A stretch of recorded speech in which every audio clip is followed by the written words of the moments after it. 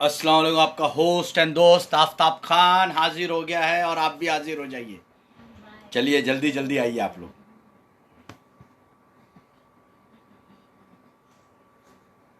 जितने भी मेरे दोस्त फ्रेंड्स हैं सब आ जाएं, प्लीज़ जुड़ जाएं। चलिए वैसे ही मैं सबको इनवाइट कर ही लेता हूँ। आज बहुत मज़ेदार बातें होंगी फ़िलहाल, और जितनी भी मेरी माँ बहनें हैं वो ज़रा ध्यान रखें। उन सबको ध्यान रख के मैं बात करूँगा। इसके लिए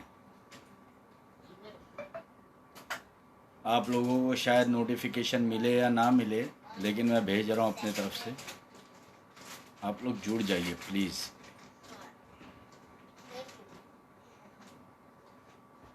बहुत अच्छा है, दो भाई जुड़े हुए हैं अभी।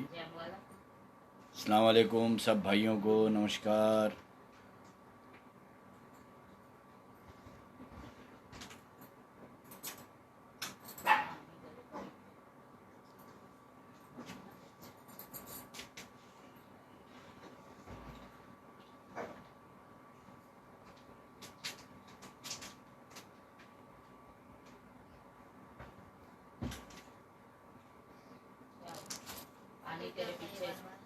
चांद मोहम्मद भाई अस्सलाम वालेकुम। वालेकुम अस्सलाम।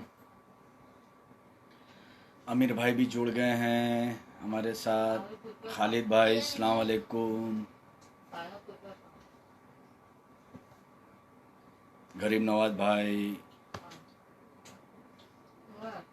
कफील हल अभी भी बहुत बहुत वालेकुम अस्सलाम। सब लोग जुड़ते रहिए भाई आप लोग। Thank you, likes your video very much. Thank you, बहुत बहुत शुक्रिया। देखिए आज तो हमारे जो मुद्दे हैं वो ख़ासकर आप ये समझ लीजिए कि पहला तो जो इज़राइल के अंदर हो रहा है हमारे फ़िलिस्तीन भाइयों के साथ में, वो एक मुद्दा है। दूसरा हमारे हिंदुस्तान के अंदर जो जो हमारे हिंदुस्तान की जो सेकुलरिज्म कम्युनिटी है, जिसमें हिंदू, मुस्लिम, सिख, ईसाई, ब्राह्मण, दलित, जो भी कहें आप, वो सब बेवजह मारे जा रहे हैं। वो दो मुद्दा है। सेकंड, तीसरा मुद्दा हमारा बहुत स्पेशली है, जो सरकार पे मैं डायरेक्ट अटैक करूंगा। वो केंद्र की सरकार भी है और हर स्टेट की सरकार का है। तो हम हमारा पहला मुद्दा स्टार्ट करते हैं हमारे इज़राइल से। जो हमारे फ़िलिस्तीन बहन भाई जो भी मारे गए, काफ़ी लोग ने मुझसे कहा भी कि आफ्ताब भाई आप ईद मुबारक नहीं मना रहे हो, ईद नहीं मना रहे हो। तो मेरी वजह ये थी कि भाई एक तो कोरोना के नाम से लोग मारे जा रहे हैं हिंदुस्तान में, दूसरा फ़िलिस्तीन हमारे भाई मारे जा रहे हैं हिंदुस्तान के बाहर। तो मैं ईद कैसे मनाता? मैंने ईद नहीं मनाई। मैंने इसके लिए अपने स्टेटस पे भी दे दिया था कि please do not wish me Eid मुबारक। दूसरी चीज़ ये कि जो फ़िलिस्तीन में हो रहा है, हमारे भाई बहनों को मारा जा रहा है, और यहाँ से हिंदुस्तान से कुछ लोग hashtag we are in support of Israel. तो ये जो हैशटैग जो चल रहा है, वो हैशटैग कल फुस हो गया इनका, क्योंकि कल जो इंडियन डेलीगेट्स थे उन्होंने खुद कह दिया कि Israelis are not doing well, we are against about this. तो इनकी फुसफुसी निकल गई, जो hashtag Israel, hashtag we are with Israel. अरे बेशर्मो, ये अंधभक्त जो हैशटैग चलाते हैं ये बेवकूफ़ हो गए हैं। ये हैशटैग ऑक्सीजन के लिए क्यों नहीं चलाते? ये हैशटैग हॉस्पिटल में बराबर दवाइयां ना मिलने पे क्यों नहीं चलाते हैं? ये हैशटैग जो मर गए उनको कंधा देने के लिए क्यों नहीं चलाते हैं? ये हैशटैग उनको चिता को आग देने के लिए क्यों नहीं चलाते हैं?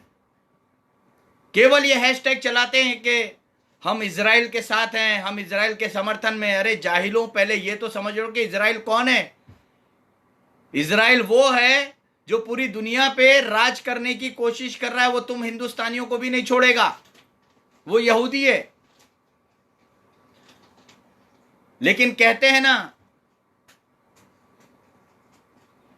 कि चींटी को चश्मा पिनाना, हाथी को गोद में बिठाना,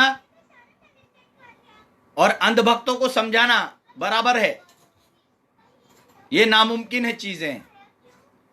तो अंधभक्त तुम्हारे लिए ये एक चीज है कि हैशटैग तुम्हारा बंद कर दो, क्योंकि इजराइल से जो लड़ाई हो रही है फिलिस्तीन की, वो फिलिस्तीन मुसलमान है और हम मुसलमान लड़ते रहेंगे।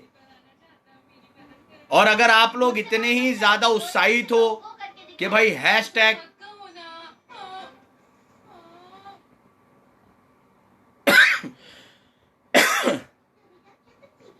हैशटैग इजराइल के साथ है हिंदुस्तान, तो भैया आ जाओ इजराइल के साथ लड़ने के लिए वहां पर। फिर हमस वाले तुम्हारे पिछवाड़े में रॉकेट छोड़ेंगे गाजा से, तो तुम्हारा हैशटैग निकल जाएगा। इजराइल की बहुत सपोर्ट कर रहे, तो जाओ जरा इजराइल लड़ने के लिए हमस वालों से। खाली यहां से बोल देते हो hashtag Israel, Shaba.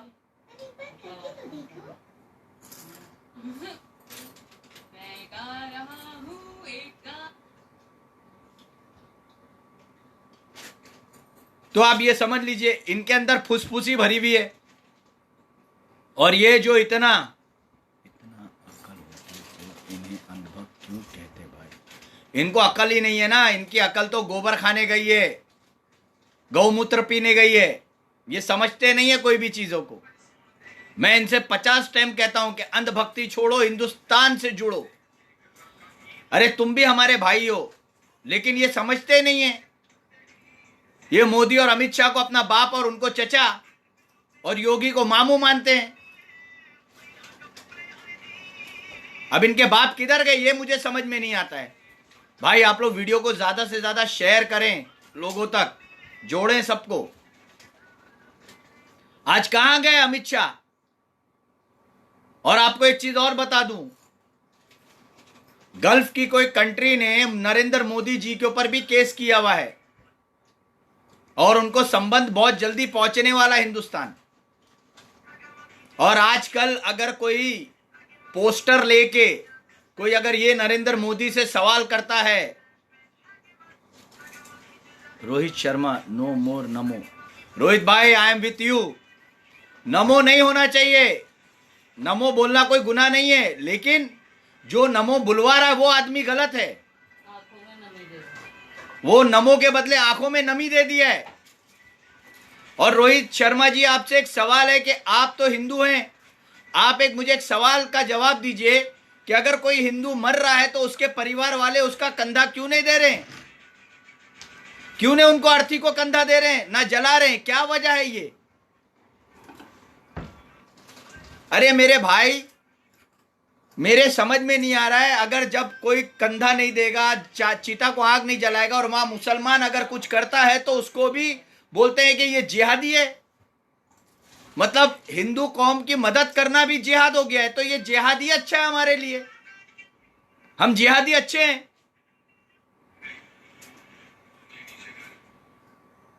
Sharma ji lockdown तब खत्म होगा जब आप आवाज उठाएंगे, जब आप घर के बाहर निकल के मोर्चा करेंगे, धरना देंगे। वालेकुम अस्सलाम धर्मेंद्र सिंह भाई, खैर भाई, ये याद रखिए, लॉकडाउन, ये मास्क, ये सब आपके हाथ में है। आप लोग डर के बैठे हुए हैं। डर से बाहर निकलिए। आप लोग को ये लगता है कि 2-4 डंडे पड़ेंगे, हम पुलिस वाले मारेंगे। अरे मार खाओ ना, निकलो तो। गांधी जी ने ऐसे ही आजादी नहीं ली थी अंग्रेजों से। हिंदुस्तान 200 साल कब्जे में रह के आजाद ऐसे नहीं हुआ था, घर में बैठे बैठे। अब हमें इन शैतानों से आजादी चाहिए। ये फिरौन की औलाद है, ये यहूदियों की औलाद है। ये नरेंद्र मोदी, अमित शाह और योगी जैसे झोला छाप, चाय बेचने वाला चौकीदार चोर है। इसके सपोर्ट के अंदर लोग आज भी भ्रम में जी रहे हैं। मैं एक बात बोलता हूं, अगर आप लोग तंदुरुस्त हो तो आपको वैक्सीन की क्या जरूरत है? बताइए। मैं भी पूरे बॉम्बे में घूमता हूं, मैं बॉम्बे में रहता हूं, मैं तंदुरुस्त हूं, मेरा परिवार तंदुरुस्त है। हमको वैक्सीन की क्या जरूरत है? बताइए, क्यों हम ले भाई?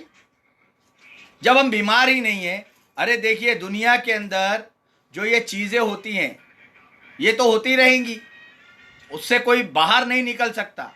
लेकिन ये जबरदस्ती की मल्टीपल वैक्सीन ले लेके आपको मारा जा रहा है।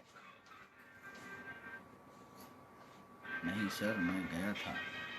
आप कहां गए थे ये तो पता नहीं रोहित शर्मा जी, लेकिन आप बाहर निकलिए, लोगों से जुड़िए, लोगों को साथ में लेके निकलिए। आंदोलन एक आदमी से नहीं होता है। एक लकड़ी को कोई भी तोड़ता है, लेकिन 5 लकड़ी को कोई नहीं तोड़ सकता। ये याद रखिए। पहले आप अपनी धारणा सुधार लें कि आप ये समझ लें कि आप अंधभक्त ना हो के आप देशभक्त हैं, आप हिंदुस्तान की मोहब्बत हैं। हम भी आपके भाई हैं, आप भी हमारे भाई हो। ये याद रखिए आप लोग। ये कभी भेदभाव मत करिए कि ये मुसलमान है तो ये जिहादी है। नहीं, मुसलमान हमेशा से हिंदुस्तान का था, है और रहेगा। और अंधभक्तों को बहुत मिर्ची लग जाती है मेरी बातों से, लेकिन मैं बुरा नहीं मानता। उनको भी कहता हूं कि भाई सुधरो, अभी भी वक्त है। आज जितने भी लोग मर रहे हैं ये अंधभक्ति के वजह से मर रहे हैं, और कोई वजह नहीं है, कोई बीमारी नहीं है, लेकिन डरा दिया है। ये डर का बिजनेस है। पब्लिक दीवानी हो चुकी है एकदम। दहल सब ऐसे ही मरना चाहते हैं डर डर के। अमीन भाई अस्सलाम वालेकुम। ये हमारे अमीन भाई हैं, ये भी एक सोशल वर्कर हैं। इन्होंने भी लिखा है पब्लिक दीवानी हो चुकी है।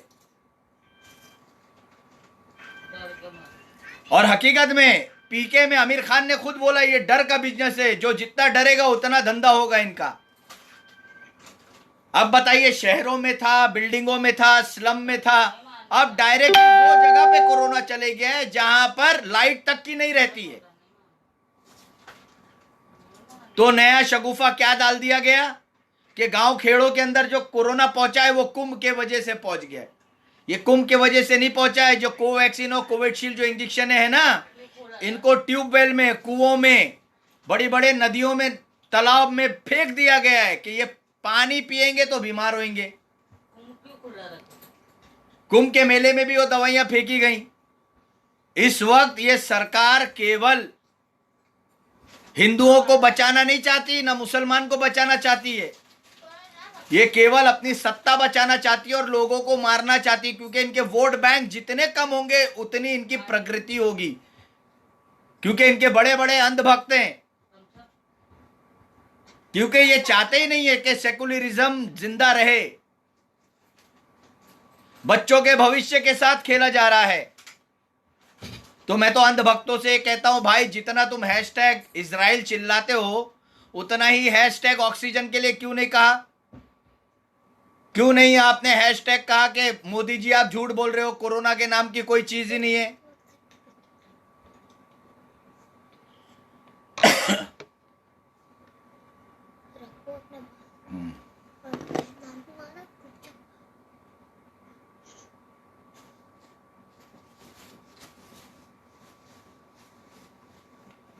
देखिए, ये जो हैशटैग इन लोग चलाते हैं ये आईटी सेल के लोग हैं। अभी भी देखिए मेरे साथ इतने लोग जुड़ते हैं, लेकिन मुझे 8 ही दिखते हैं। काफ़ी लोग जुड़ते हैं माशाल्लाह से। लेकिन मैं लोगों को यही कहना चाहता हूं कि जो हैशटैग चलाते हैं ना ये अंधभक्त, और कहते हैं कि आई एम विथ इजराइल, तो मैं तो बोलता हूं रोहित भाई, ये तो हैशटैग हिंदू मुस्लिम भाई भाई ये तो चलता रहेगा जिंदगी भर, हम भाई भाई हैं। लेकिन दिल से मानो, खाली हैशटैग करने से नहीं होता है। आप मुझे रोहित शर्मा इतना लिख के बता दीजिए कि आपके बचपन से लेके जवानी तक कितने मुसलमान, हिंदू, सिख, ईसाई दोस्त हैं, आप मुझे बताइए लिख के। उससे मैं समझूंगा कि आप सेकुलरिज्म में बिलीव करते हैं, ना कि नमो में बिलीव करते हैं।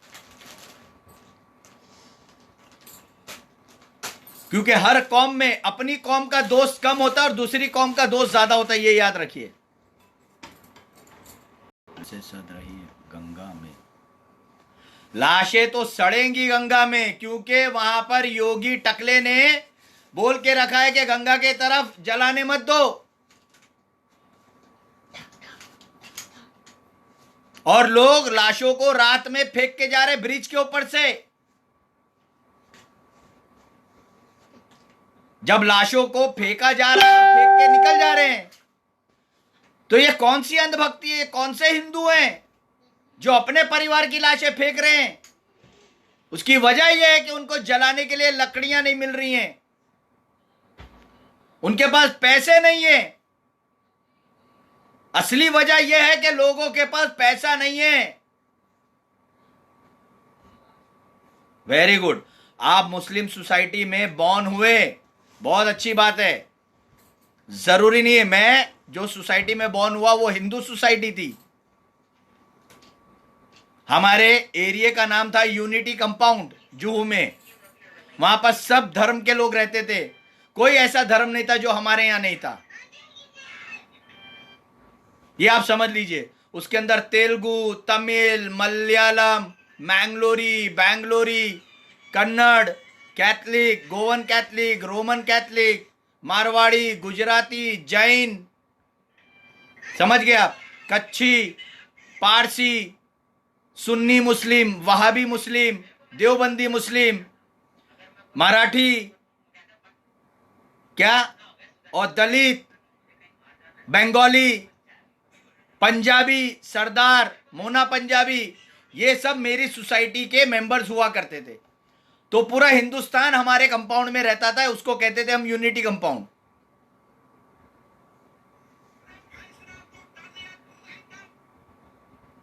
तो आप ये समझिए कि आज के जमाने में अंधभक्ति छोड़ के, ये अंधभक्त अगर सुधर जाए तो हमारा देश सुधर सकता है, क्योंकि ये अंधभक्त के जरिए ही नरेंद्र मोदी और भाजपा और आरएसएस उछल रही है। आज मेरे काफी बिल्डर्स हैं जो गुजराती हैं, मैंने उनसे बात भी की तो उन्होंने ये भी कहा मुझसे कि आफ्ताब भाई हम लोग तो लगाएंगे नहीं। देखिए, आईटी सेल ने अपना गेम चालू कर दिया। सच्चाई इनको हजम नहीं होती है, और आप लोग ज्यादा से ज्यादा वीडियो को शेयर करें प्लीज। जितने लोगों को आप जोड़ सकते हैं जल्दी जोड़ें। देखिए 2, 4, 6 सबको गायब करते हैं ये आईटी सेल। क्यों करते हैं? क्योंकि मैं सच बोल रहा हूं, सच आईटी सेल को बर्दाश्त नहीं है। मैं कोई की भावना को आहत नहीं करता हूं, ना मैं कोई जात धर्म करता हूं। मैं केवल यह बोलता हूं कि हिंदुस्तान के जो लोग हैं वो हिंदुस्तानी होने चाहिए, ना कि अंधभक्त होने चाहिए, ना कि अगाड़ी सरकार हो कांग्रेस की, राष्ट्रवादी की, समाजवादी की। नहीं, आप जनता से जुड़नी चाहिए। जनता के जरिए तो ये सरकार बनती है, लेकिन हम जनता इतने अंधे हो गए, इनको कभी भी कुछ ना कुछ करा जाता है। अब ये बोलते हैं वैक्सीन वैक्सीन वैक्सीन। क्या है ये वैक्सीन? आप कभी इतने पागल तो हुए नहीं थे जो सब लोग लाइन में खड़े हो गए। पहले मोदी ने कहा थाली बजाओ, ताली बजाओ, दिया जलाओ, ये करो वो करो, क्या कोरोना चले गया बोल के। फिर जब जनवरी में वैक्सीनेशन हुआ,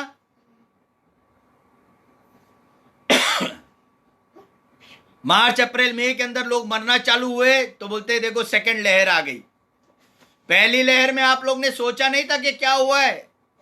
ह्यूमन बॉडी ऑर्गन ट्रैफिकिंग हुई थी,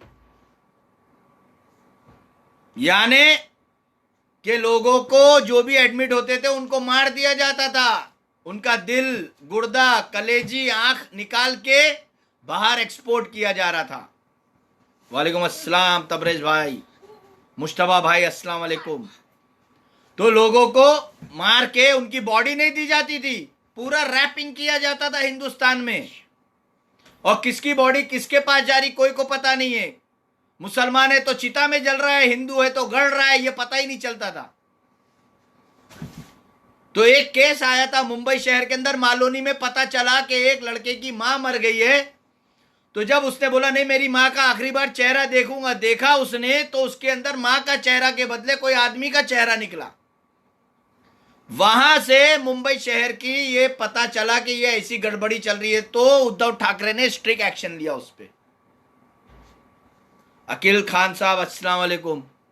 हमारे अकील भाई भी जुड़े हुए हैं, ये एक डॉक्टर हैं। मैं यही सबसे कहता हूं कि लोगों को डरना नहीं चाहिए। पहली बात तो ये कि जब आप घर में ताजा खाना खाएंगे, गर्म पानी पिएंगे, तो आपको कुछ नहीं होगा। लेकिन ताजा खाना कब खाया जाएगा? खाना तो तब खाया जाएगा जब आप कमाएंगे, और जब कमाई नहीं है तो बेचारे तो आधे से ज्यादा लोग बीमारी से कम भूखमरी से मर गए, लेकिन उनको भी ऐड कर रहे हैं कोरोना कोरोना करके। हिंदुस्तान की सरकार सब में बेशरम सरकार है ये आप समझ लीजिए। इनको जरा सी शर्म हया नहीं है, इनके आंख में एक बूंद आंसू नहीं है। यूपी की संसद में योगी रोता है, लोकसभा राज्यसभा में मोदी रोता है, लेकिन इतनी लाशें हो रही हैं और मीडिया ग्राउंड, मैं मीडिया से खासकर नाराज हूं कि ये क्यों गलत बताते हैं कि इतने रोज मर रहे हैं। अबे कितने ठीक हुए ये भी तो डिटेल दे दो। खाली एक्टिव केस इतने लाख हो गए, जबकि आईसीएमआर की जो गाइडलाइंस है उसके अंदर भी सब मेंशन किया हुआ है। ये मास्क पिनाना मतलब आप पे जबरदस्ती आपको बना रहे हैं कि आप इनके पाबंदी रहो। मेरे पास एक वीडियो भी है जो एक बच्चे का मैंने अपलोड किया हुआ है मेरे सिस्टम में, जो मातोश्री पे आंदोलन कर रहा था, उसने सब बताया ये चीज।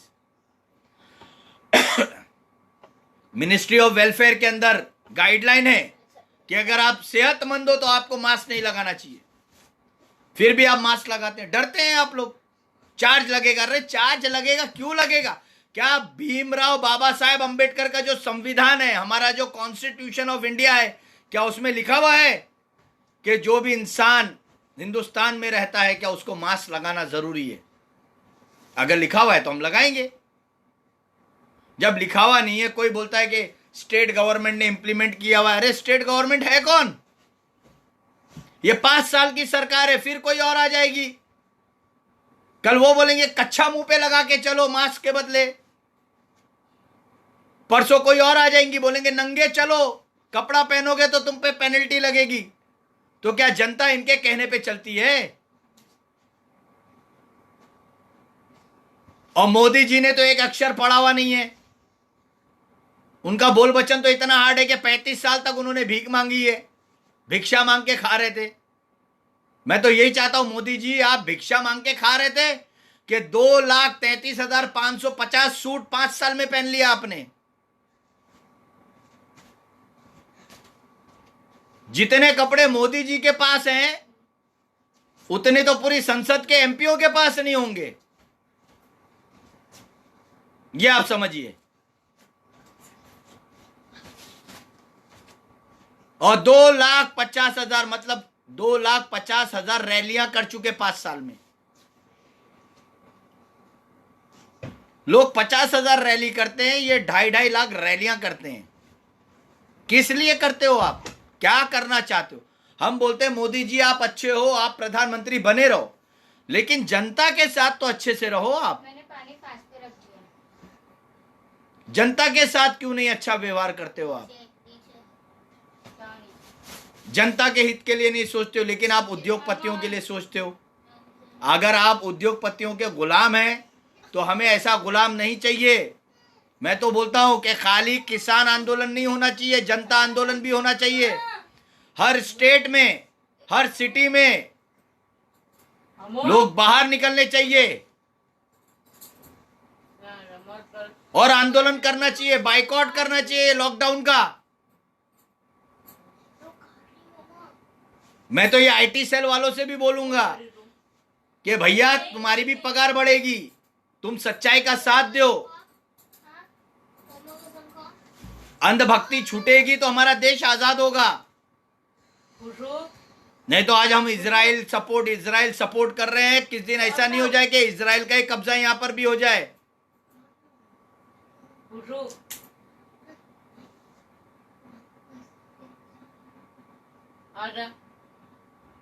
और हम ऐसे के ऐसे ही रह जाएंगे, फिर पता चला कि यहूदी यहां पर भी कर रहे हैं तो जितने भी हैशटैग इजराइल इन सपोर्ट कर रहे हैं ना, पहले उनके मारा जाएगा पिछवाड़े पे।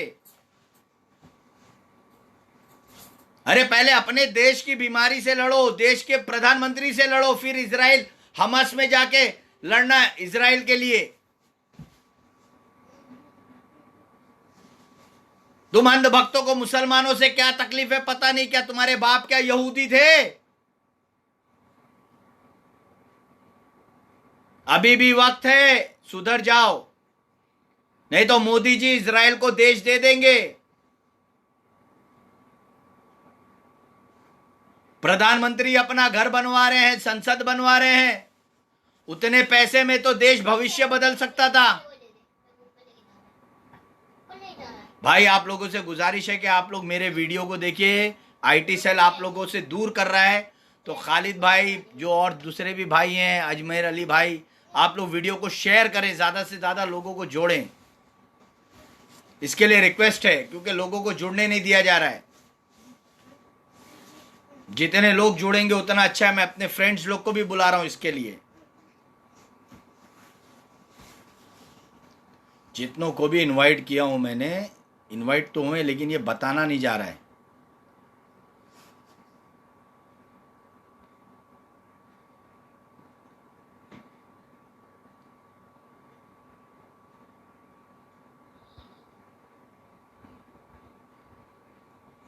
इससे आप समझ सकते हैं कि सच्चाई क्या है। ये आपको जुड़ने नहीं देना चाहते हैं, सच्चाई लोगों तक पहुंचाना देना नहीं चाहते हैं कि सच्चाई क्या हो रही है।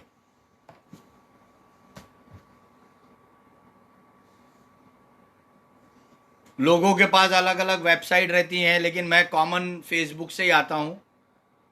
लेकिन ये आईटी सेल वाले ऐसे, वालेकुम अस्सलाम फारूक बाबर, सॉरी। और ये चीज समझिए आप, ये पूरे देश के अंदर महामारी तो छोड़ दीजिए, बेरोजगारी बढ़ गई है, भूखमरी बढ़ गई है। कोई भी स्टेट के सीएम को पड़ी नहीं है, ये आप समझ लीजिए। लोग खाली वैक्सीन वैक्सीन वैक्सीन कर रहे हैं। वैक्सीन से क्या होने वाला मुझे समझ में नहीं आ रहा है। मैं मोदी जी से सवाल करना चाहता हूं कि मोदी जी, वैक्सीन आपने कौन सा लगाया, मुझे भी तो बताइए कि अभी तक आप कैसे टिके हुए हैं। यही तो बात समझ में नहीं आती है। दुनिया की ऐसी कौन सी वैक्सीनें हैं जिससे मंत्रिमंडल बचा हुआ है, एमपी एमएलए बचे हुए हैं, और जो एक दो कोई मर गए होंगे गलती से, तो उनको भी कोरोना घोषित कर दिया इन्होंने। वालेकुम अस्सलाम अजमेर अली भाई। और आप ये समझिए, तनवीर खान साहब अस्सलाम वालेकुम।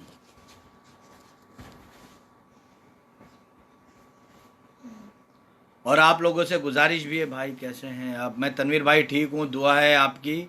और आप लोग ये मास्क लगा के फोटो ना निकालें, बड़ा ही गंदा फोटो आता है आप सबका। खुदा के वास्ते अल्लाह से खौफ करें यार, अल्लाह ही मारेगा और जीने वाला वही है। क्या आप लोग कोरोना के डर से डर गए एकदम ही? हम भी तो जिंदा हैं। जिसको अल्लाह रखे उसको कौन चखे, पहले ये तो समझिए आप लोग। बस यही चीज है कि पुलिस का डर है, पेनल्टी लग जाएगी, लॉकडाउन है, मारेंगे। अरे यार, मार खाना और मारने में कितना अंतर होता है। अगर वो दो मारेगा, आप भी मारो ना, फिर लड़ो अपनी हक की लड़ाई के लिए, उतरो रास्ते पे। डेमोक्रेटिक कंट्री है ये। आजादी अगर लेनी है आपको, लॉकडाउन तोड़ना है, तो आपको उतरना पड़ेगा, नहीं तो लॉकडाउन अभी चलते ही रहेगा। अगस्त, सितंबर, अक्टूबर, नवंबर, फिर आप लोग क्या करेंगे? मैं हर जनता से पूछता हूं, हिंदुस्तान की तमाम जनता से पूछता हूं और व्यापारियों से पूछता हूं। खाली इस वक्त कोई अगर व्यापारी कमा रहा है ना, वो गुजराती व्यापारी कमा रहा है, क्योंकि किराना स्टोर है, मेडिकल स्टोर है, जो एसेंशियल में गिना जाता है। ज्यादातर लोग रोज मुर्गी तो खाते नहीं है, लोग रोज मटन तो खाते नहीं है, लोग रोज मच्छी खाते नहीं है।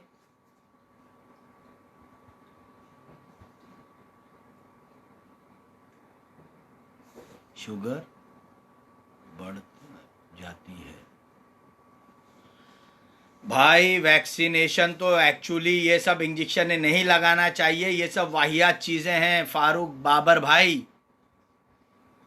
ये आप समझ लीजिए, ये वर्ल्ड बैंक का कहना है कि हमको 2020 और 2021, मैंने मैसेंजर पे भी एक यहूदी का इंटरव्यू डाला था, उसने साफ कहा है कि ये वर्ल्ड बैंक और यहूदियों से मिली भगत है कि पूरे 20,021 से लेके 20,030 तक की केवल पॉपुलेशन 21% होनी चाहिए पूरी दुनिया में। लेकिन हम हिंदुस्तानियों को कहते हैं तो भी नहीं समझते हैं। अभी मैं कहूंगा तो मुझे लोग बोलेंगे पागल है, इसको क्या मालूम है, पढ़ा लिखा तो है नहीं। अरे भाई नहीं पढ़े लिखे तभी तो बोल रहे हैं, और पढ़े लिखे रहते हैं तो मोदी जी की जगह पे नहीं बैठ जाते। देश का प्रधानमंत्री मुसलमान तो बन नहीं सकता, लेकिन हमारे कितने भाई बोलते हैं असुद्दीन ओवैसी भाई बनना चाहिए। अरे कहां से बनेंगे भाई, देश की कॉन्स्टिट्यूशन तो पढ़ो, पहले संविधान तो पढ़ लो।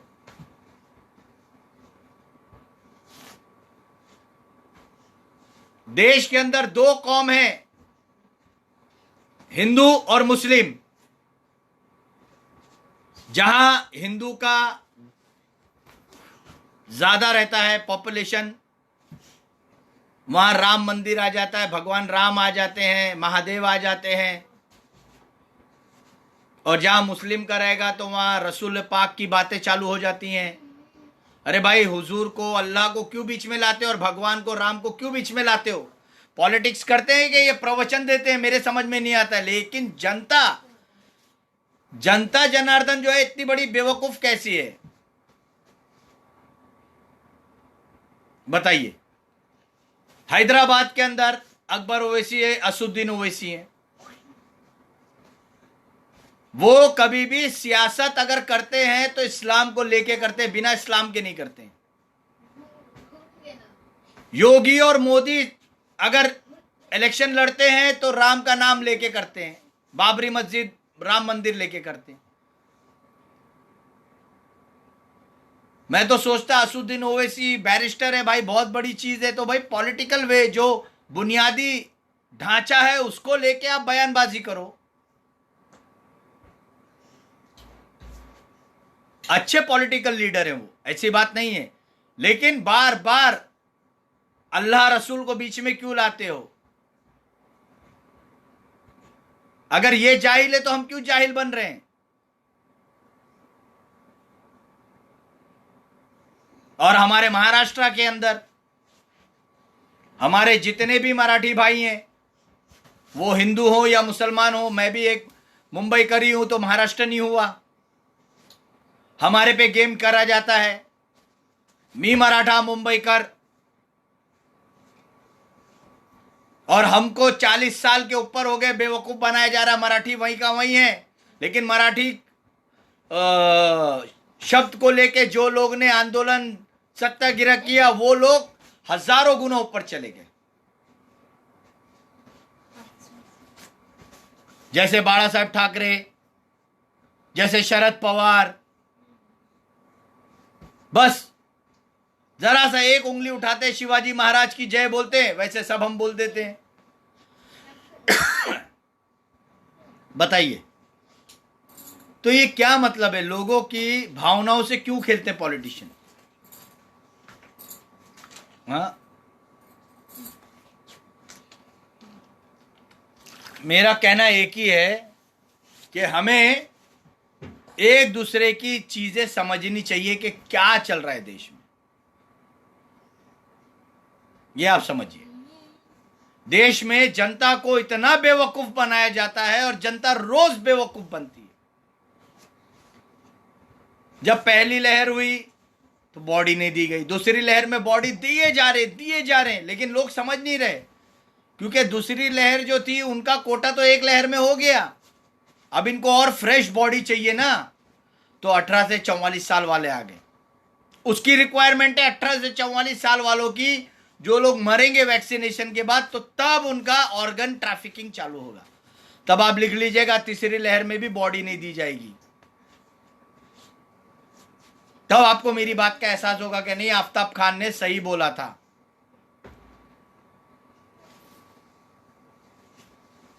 और ये जो चीजें करी जा रही हैं, साथ ही साथ मैं उन डॉक्टरों को कहना चाहता हूं कि आपका जो ईमान है वो कहां चले गया है। आप लोग कसाई से बदतर हो गए। डॉक्टर्स इस वक्त कसाई से बदतर हो गए, ये आप समझ लीजिए। डॉक्टर्स इस वक्त कसाई से बदतर हो गए हैं, क्योंकि इनको तो रहम ही नहीं है। अरे कसाई भी एक दफा रहम करता है, जब जानवर बीमार रहता है तो उसको छोड़ देता है। और यहां तो ऐसा हलाल करते हैं, ऐसा मारते हैं, कंपाउंडर तक की गला घोट के पेशेंटों को मारते हैं, वो भी वीडियो वायरल हुए में। लेकिन फिर भी जनता जनार्दन जागती नहीं। मैं तो भाई आप लोग से हाथ जोड़ के विनती करूंगा, रिक्वेस्ट करूंगा कि अगर कोई आपके घर में बीमार होता है तो उसको काढ़ा बना के पिलाओ। सीना जाम होता है, कुछ जाता है, लेकिन निमोनिया जो है वो है हिंदुस्तान में, ख़त्म नहीं हुआ है। लेकिन ये जो वैक्सीनेशन है, इससे आप बीमार होंगे, 3 महीना 10 दिन में आपका काम तमाम होएगा। जब आपका निमोनिया नीचे से स्टार्ट होता है, यहाँ से फेफड़ों से, जो ओरिजिनल निमोनिया है वो सर से होता है, गले पे आता है, छाती पे आता है, तो हम इलाज करके ठीक हो जाते हैं। लेकिन ये निमोनिया फेफड़ों से ऊपर आता है। फेफड़ों से ऊपर आने के बाद ही वो जो 2 ब्लॉक्स हैं, वॉल्स, जो नली है हमारी, उनको ब्लॉक कर देता है, तो ऑक्सीजन जाएगा कहां से। और जो कोवैक्सीन और कोविशील्ड है, जब लोग ये ले रहे हैं, और जितने भी बड़े बड़े पैसे वाले जिनको पता है कि रेमडेसिविर, कोवैक्सीन और कोविशील्ड की एंटीडोट है, तो उन लोग वो ले रहे हैं। ये आप समझिए। और जो कोरोना वॉरियर बोलते हैं, जिसमें हमारी पुलिस आती है, मिलिट्री आती है, होम गार्ड्स आते हैं, सीआरपीएफ आते हैं, आरपीएफ आते हैं, कमांडोज आते हैं, पायलट्स आते हैं, नेवीज आती है, तो इनको कोई कोवैक्सीन और कोविशील्ड नहीं दिया गया है। अगर इनको भी दिया जाता तो अभी तक इनकी भी मौतें होना चालू कर देती थी, क्योंकि ये देश की सिक्योरिटी है, ये सेंटर की सिक्योरिटी है। मेरे साथ में एक वाकया हुआ था कुछ हफ्ते पहले। एक ऑफिसर मुझे मिले थे, हमारे खार पुलिस स्टेशन के थे, बहुत अच्छे थे, 3 स्टार ऑफिसर थे। वो लिंकिंग रोड पे मुझसे मिले, मैंने उनसे भी बातचीत की, मैंने उनको भी सच्चाई हकीकत बताई। मैं उनका नाम तो नहीं बोलूंगा, लेकिन वो बेचारे बोले अब हम क्या करें, मजबूर हैं। मैं बोला आप इंसान हो, इसके लिए क्योंकि आपने वर्दी पहन रखी है, इसके लिए मजबूर हो। जब आप रिटायर होंगे तब आपका क्या होगा। बोले सही बात है आफ्ताब भाई। बोले आप मास्क नहीं पहनते। मैं बोला नहीं पहनता हूं भाई, पेनल्टी ले लो, लेकिन पहनूंगा नहीं।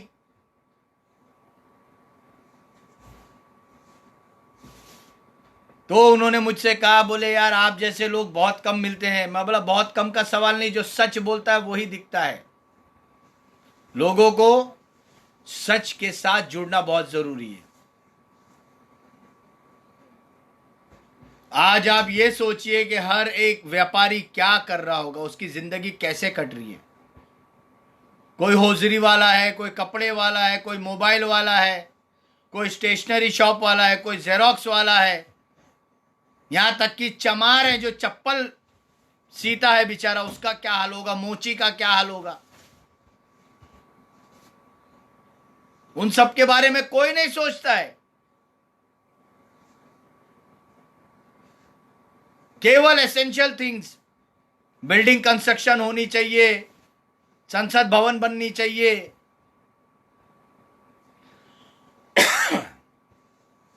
अरे जो 35,000 करोड़ रुपया निर्मला सीतारमण ने कहा था बजट के सत्र के अंदर कि ये कोवैक्सीन के लिए पैसा अतिरिक्त है, तो वही 35,000 करोड़ का प्लांट क्यों नहीं लगा? और पीएम रिलीफ फंड का पैसे से ऑक्सीजन प्लांट क्यों नहीं लगा? कहां गए ये पैसे? जनता क्यों नहीं पूछती है ये चीजें? क्या हम लोग बैठे हुए हैं कि बोलते रहें, लोग सुनते रहें? हम तो हर बात की खुरेद खुरेद के कब्र में से निकाल के बताते हैं जनता को कि ऐसा हो रहा है, ऐसा हो रहा है। आज सोशल मीडिया आगे चल रहा है मीडिया से, लेकिन सोशल मीडिया को भी दबाया जा रहा है। कुछ भाइयों ने सोचा होगा आफ्ताब भाई आ रहे नहीं है, क्योंकि मुझे बैंड कर दिया था, क्योंकि मैंने एक हॉस्पिटल की ओरिजिनल वीडियो डाल दी थी जहां पर लाशें औरतों की, मर्दों की थी। वो यहां का नहीं था भले, लेकिन जो मैंने डाला था वो सच्चाई उजागर करती थी कि लाशों के साथ क्या किया जा रहा है। लाशें ऐसे पड़ी हुई थी जैसे कोई भूचड़ खाने में जानवर के कटे हुए बदन।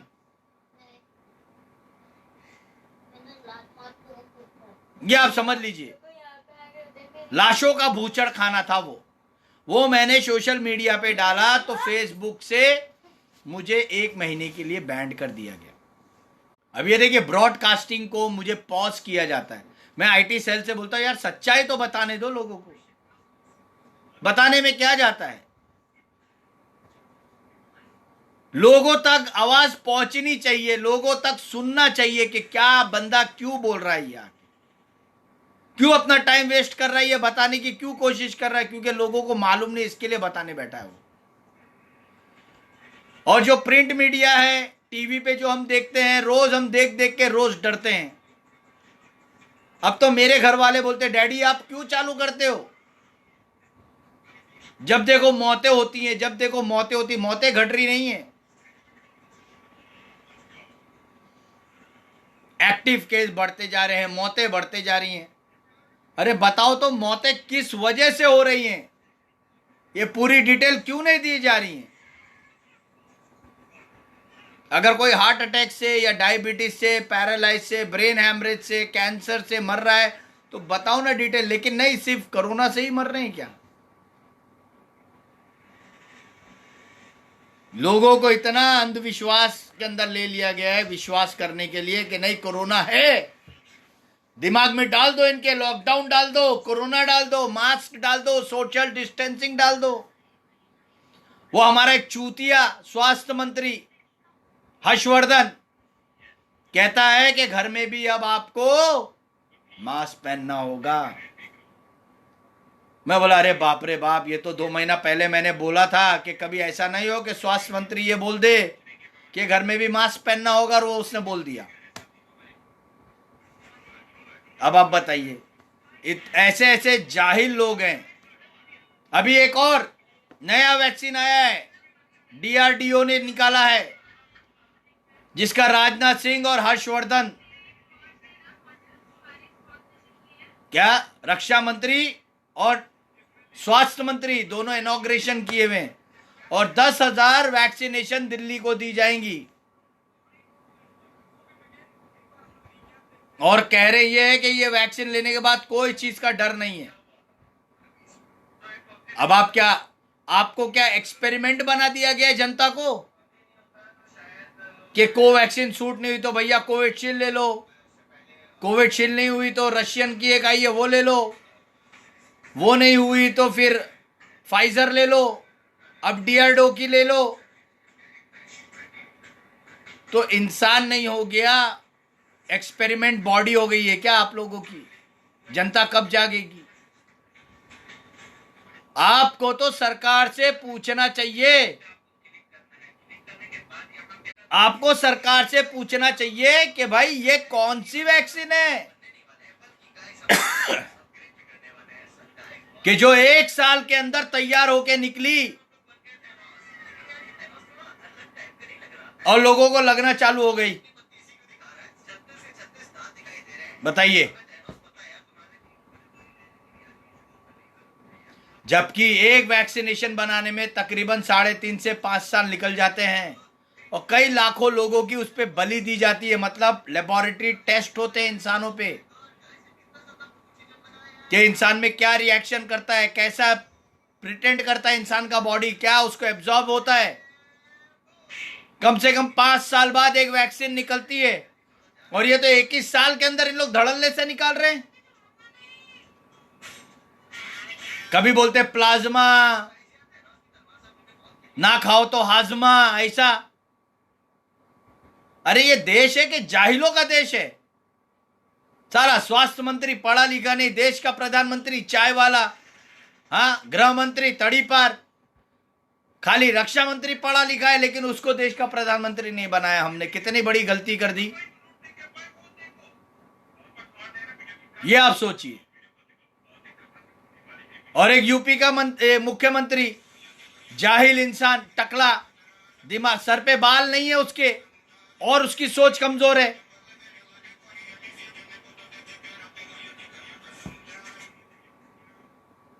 ये आप समझिए।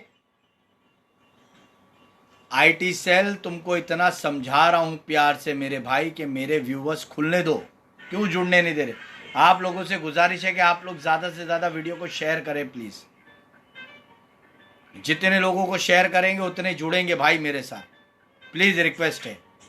और फॉलो करिए, साथ ही साथ आप लोग मेरे यूट्यूब चैनल को भी सब्सक्राइब करिए। यूट्यूब चैनल का नाम है आफ्ताब खान इन मुंबई। मैं आप लोग के लिए लिख के भी देता हूं, देखिए जितने लोग जुड़ते हैं तो।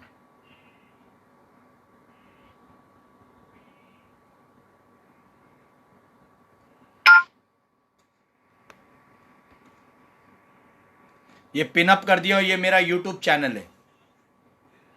और आप लोगों से गुजारिश है कि प्लीज आप लोग ज्यादा से ज्यादा लोगों को जोड़ें। और जो ये अंधभक्त बार बार अभी ये कह रहे हैं आजकल, अब्दुल पंचर वाला, अरे भाई हम हैं पंचर वाले, हम पंचर बनाते हैं। तुम्हारा पंचर हो गया, इसके लिए तो हम तुमको अर्थी पे लेके जा रहे हैं, कंधा दे रहे हैं, चिता को आग दे रहे हैं, तुम्हारा पंचर हो गया है। अगर अब्दुल पंचर नहीं होता तो जितनी गंगा में लाशें बह रही हैं उससे 100 गुना और पड़ी होती। और तुमको अब्दुल से बड़ी तकलीफ होती है भाई।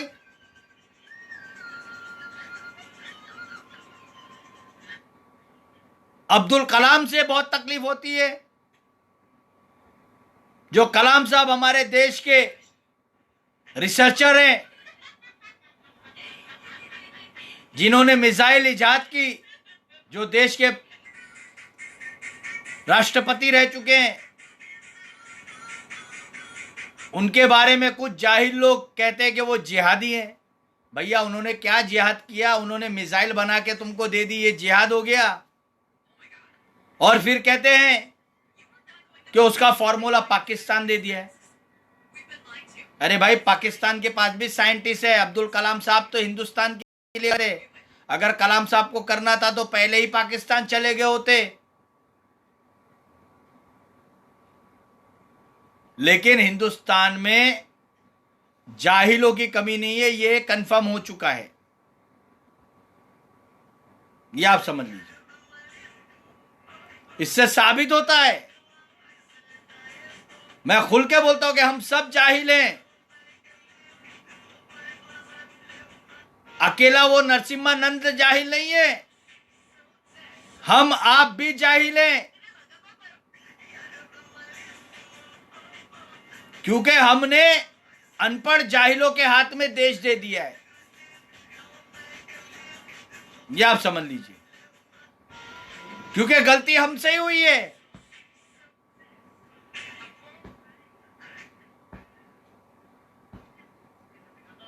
गलती हमसे ही हुई है।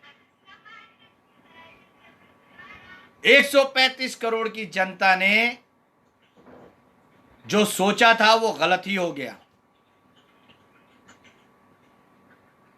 लोगों ने ये लालच देखी, अच्छे दिन आएंगे, 15 लाख आएंगे।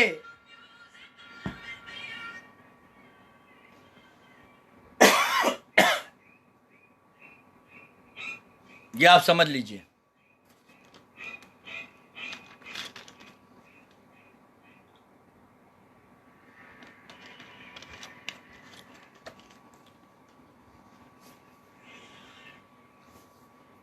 और जो आज जो हैशटैग के बारे में लोग कहते हैं ना कि आई am with Israel, I am with Israel, तो भैया तुम इजराइल के साथ ही रहो, और अगर इतने ही तुम्हारे में जिगरा है तो आ जाओ इजराइल में हमारे साथ लड़ने के लिए, आ जाओ उन मुसलमानों के साथ लड़ने के लिए इजराइल में, जाओ इजराइल लड़ने जाओ, गाजा में जाओ, हमस में जाओ, लड़ो, पता चलेगा। अरे हम तो दुआ कर रहे हैं कि भैया फिलिस्तीन के लिए अच्छी अल्लाह से दुआ कर रहे हैं कि हमारे भाई बहन मर रहे हैं, बेकसूर मर रहे हैं, और यहूदी मार रहा है, और तुम लोग यहां से अंधभक्त लोग साले हैं, हरामखोर, hashtag Israel, I am with Israel.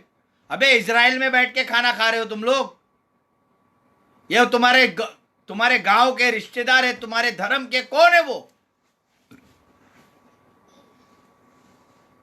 क्या इजराइल का यहूदी ये अंधभक्तों का, ये वो हिंदू अंधभक्त हैं जो भाजपा और आरएसएस को मानते हैं? क्या तुम्हारे बाप दादा हैं? बताओ। मिर्ची लगती है, मिर्ची इन लोग को। अरे जिस देश में भीमराव बाबा साहेब अंबेडकर जैसे लोग रहे, गांधी जी जैसे रहे, नेहरू जैसे रहे, उनके लिए हैशटैग कभी नहीं करते हो साले तुम लोग, कि हैशटैग हम भीमराव बाबा साहेब अंबेडकर के साथ हैं, हैशटैग हम गांधी जी के साथ हैं, हैशटैग हम लाल बहादुर शास्त्री के साथ हैं। साले तुम्हारी औकात ही नहीं है हैशटैग की। तुम्हारा हैशटैग पिछवाड़े में घुस जाएगा। जाओ इजराइल में अगर दम है तो, यहां बैठ के hashtag I am with Israel करते हो साले, तुम्हारे में दम ही नहीं है। और एक बात याद रखो, अरे अंधभक्तों तुमको बोल रहा हूं, गोबर भक्तों समझो, अभी भी वक्त है, सुधर जाओ। अगर इतने बड़े मर्द बनते हो तो तुम्हारे देश के प्रधानमंत्री को बोलो कि सब अंधभक्तों का वीजा निकाल दे इजराइल की फौज में भर्ती होने के लिए। देखते हैं कितने अंधभक्त फौज में जाके भर्ती होते हैं। साले देश की फौज के लिए तो लड़ने की ताकत नहीं है पाकिस्तान से, इजराइल में जाके फिलिस्तीन से लड़ोगे? तुम्हारी औकात है?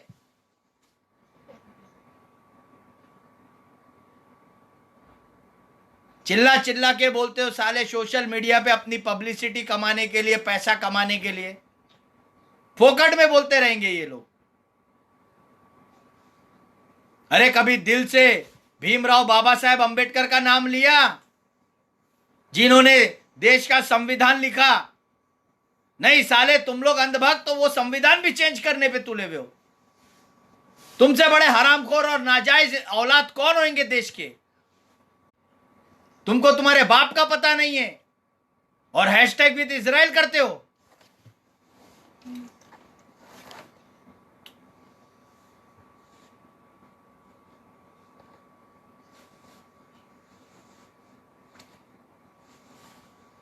कल जो तूफान आया, चक्रवाती तूफान आया, सब चिल्लाए, दुनिया में हर जगह आता है, ऐसा नहीं कि नहीं।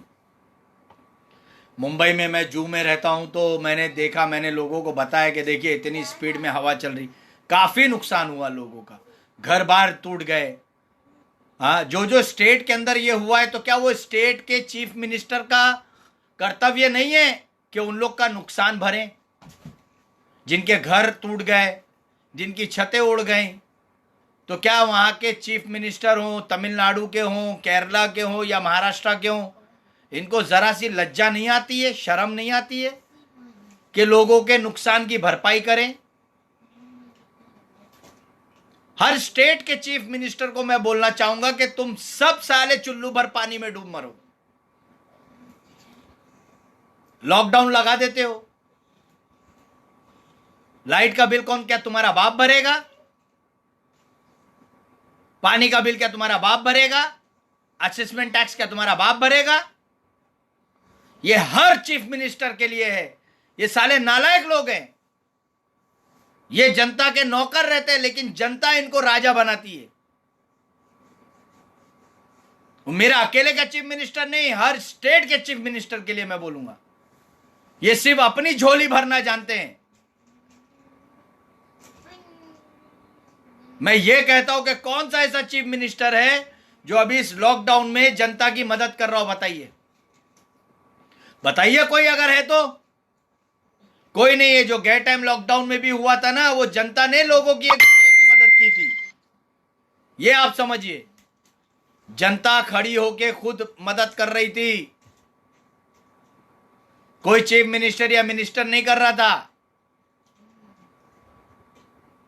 पीएम रिलीफ फंड कुछ नहीं चल रहा था, सीएम रिलीफ फंड कुछ नहीं चल रहा था। हमारे सीएम भी कैसे बोलते हैं, अमित याला देणार 5 रुपयाला शिव भोजन। मैं रहता हूं जू में, मैं दादर में लेने जाऊं शिव भोजन, बताइए ये कहां की इंसानियत है।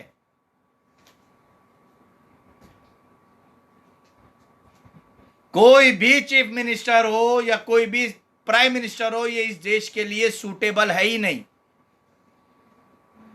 जो सच बोलता हूं तो देखिए, लोग पॉज ब्रॉडकास्टिंग के तकलीफ देते हैं, ये आईटी सेल वाले, आईटी सेल वालों को भी बोलता हूं, भाई जरा सा सुधर जाओ।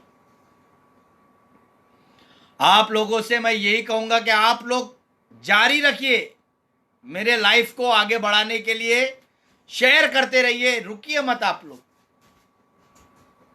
क्योंकि इन लोग चाहते नहीं कि लोग मेरे साथ जुड़ें, क्योंकि मैं सच बोल रहा हूं इसके लिए।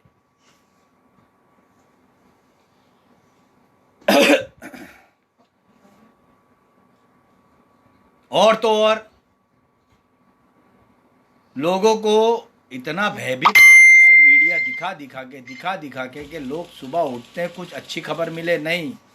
4600 लोग मर चुके हैं आज तक, 9000 लोग मर चुके हैं आज तक, महाराष्ट्र में इतने मर गए हैं, गुजरात में इतने नहीं मरे हैं, कम हो गई है रेटिंग।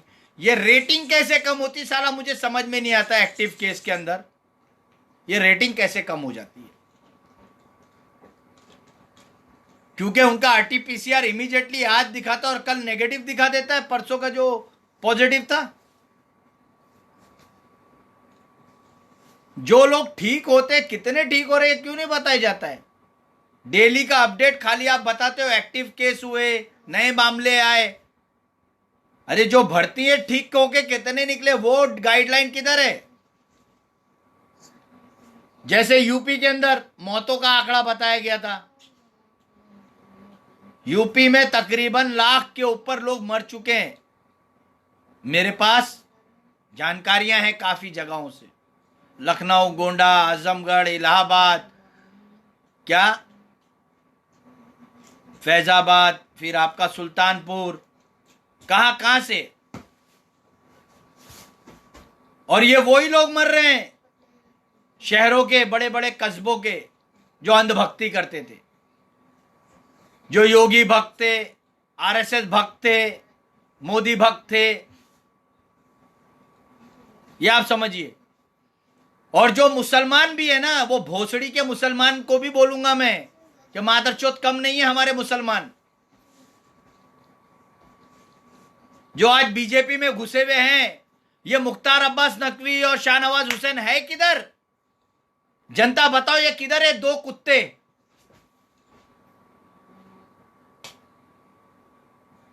आज दूसरा साल है, मुख्तार अब्बास नकवी और शाहनवाज हुसैन को मैंने नहीं देखा है मीडिया में। कहीं कफन दफन तो नहीं हो गए?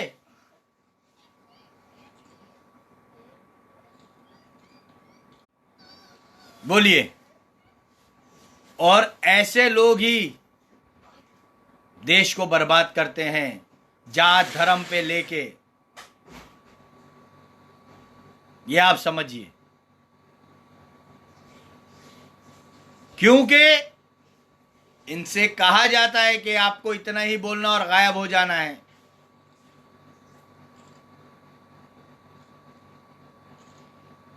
जिसने शाहीन बाग के उधर लफड़े कराए थे, वो किधर दिखा आपको मीडिया में अभी तक की?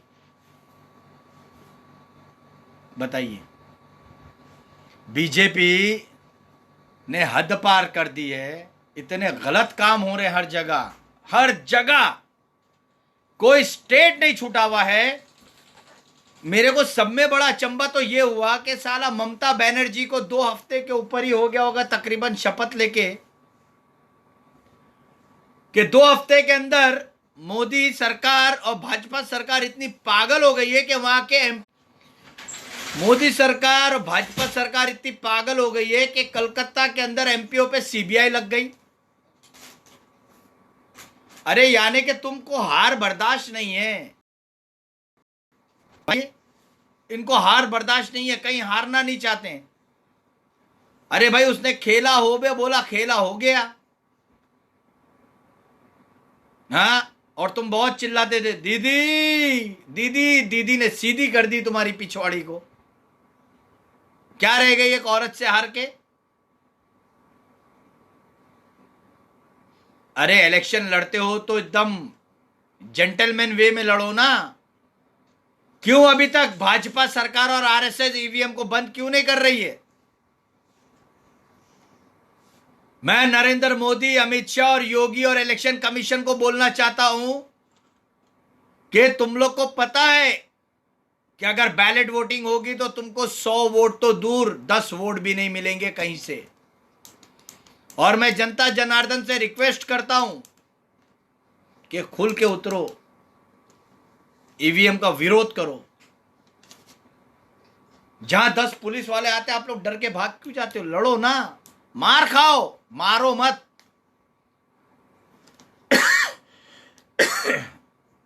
जेल भरो, आंदोलन करो, क्यों नहीं करते हो? फांसी पे चढ़ा देंगे तुमको, काला पानी भेज देंगे, क्या करेंगे? जनता सिर्फ एक ही काम करती है, मोदी जी आगे बढ़ो हम तुम्हारे साथ है, पप्पू यादव आगे बढ़ो हम तुम्हारे साथ है। साला पप्पू यादव हैं, पप्पू यादव अच्छा काम करते करते सीधा जेल प्रस्थान कर गए, फिर वहां से उनका गॉल ब्लैडर का ऑपरेशन हुआ था, हॉस्पिटल पहुंच गए। और गारंटी देता हूं, लिख लो आप, महीना 40 दिन के अंदर पप्पू यादव को भी मार दिया जाएगा और उसकी शव यात्रा निकलेगी, जैसे हमारे भाई शहाबुद्दीन को मारा गया।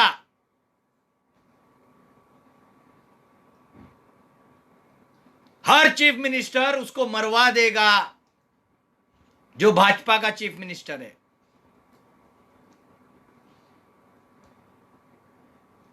बनारस और वाराणसी के जो विधायक है वो तो नरेंद्र मोदी है, क्यों नहीं जाते वहां? वहां पर जाके किसके सर पे हाथ रखा कि नहीं बेटा हम हैं तुम्हारे साथ, हम तुम्हारे विधायक भी और देश के प्रधानमंत्री भी है? नहीं रखा उन्होंने, वहां गए नहीं। और सब में बड़ा अचंबा तो ऐसा होता है, मैंने एक चीज देखी है कि Modi ji Charlie Chaplin cartoon से भी बढ़कर हैं, एक कॉमेडियन है। अब पूछिए कैसे?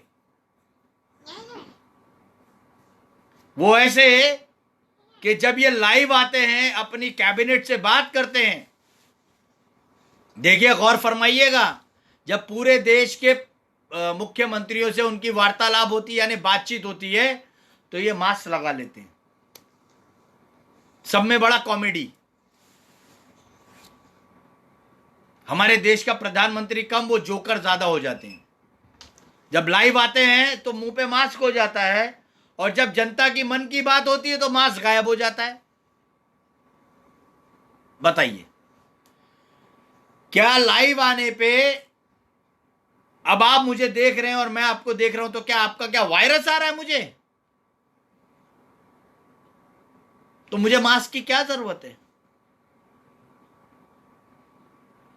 तो क्या ऑनलाइन में से भी वायरस निकलता है? कहने का मतलब यह है तो खाली कैबिनेट के लिए ये मास्क लगा लेते हैं और जनता के लिए मास्क नहीं, यानी जनता को ये बताते हैं, हमारे मोदी जी जनता को ये बताते हैं कि देखो मैं कैबिनेट को बेवकूफ बनाता हूं मास्क लगा के, लेकिन जनता के सामने बिना मास्क रहता हूं, समझ जाओ कि मास्क की जरूरत नहीं है। जितनी हीरोइनें मेकअप मुंह पे नहीं थोपती, उतना नरेंद्र मोदी अपने चेहरे पे मेकअप कराता है भाई, बुढ़ापे में। और आजकल तो ये अपने आप को सोचने लगे कि मैं रविंद्रनाथ टैगोर हो गया हूं। अरे पहले देश का एक अच्छा नागरिक तो बन जाओ। मैं तो मोदी जी से बोलता हूं कि देश के एक अच्छे पति बन के दिखा दो अपनी पत्नी के, तो देश के अच्छे प्रधानमंत्री बन जाते। अपनी मां का अच्छा लाल नहीं बन सके तुम, ये कैसा देश का प्रधानमंत्री है जो नोटबंदी के टाइम पे भी अपनी मां को बलि का बकरा बना दिया नोट की लाइन में खड़ा करके। सोचिए, गौर करिए इस बात को कि अपनी सत्ता और अपनी सीट के चलते इन्होंने अपनी मां को भी बैंक के लाइन में खड़ा किया कि मां ले 2,000 रुपया और तू भी तुड़ाने जा, बैंक में जा, नोटबंदी में मेरी सीट बने रहेगी, लोगों को लगेगा नरेंद्र मोदी की मां भी लाइन में है। तो ये तो ऐसे शख्स हैं। और एक वो योगी टकला जिसके अपने घर के अंदर अपने बाप का इंतकाल हो गया तो बंदा वो नहीं गया वहां। सीट का ऐसा लालच है सालों को, थू है ऐसी जिंदगी पे।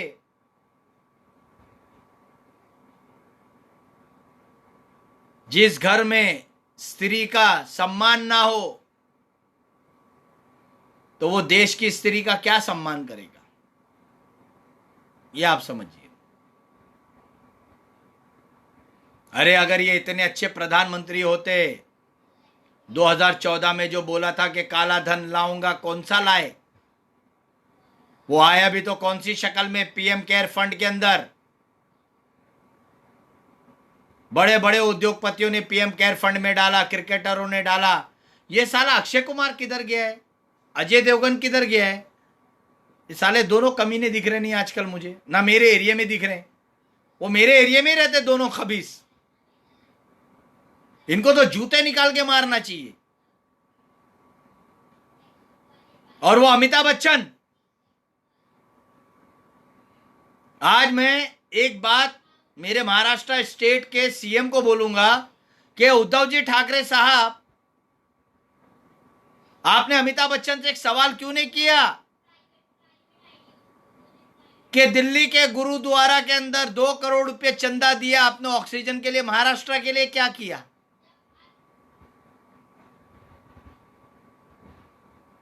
फिल्म इंडस्ट्री में रहते हैं, मुंबई में शूटिंग करते हैं, सब में ज्यादा बड़ी टेरिटरी मुंबई की है, वहां से पैसा कमाते हैं। मुंबई को इन्होंने क्या किया फिल्म इंडस्ट्री वालों ने?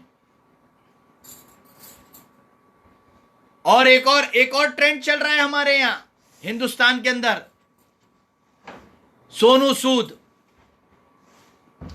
भाई अच्छी बात है, बंदा अच्छा काम कर रहा है, बहुत, हमें सोनू सूद की इज्जत करनी चाहिए भाई, बहुत बढ़िया आदमी है, एक्टर भी अच्छा है भाई हमारा। उसने लॉकडाउन में लोगों की मदद भी की।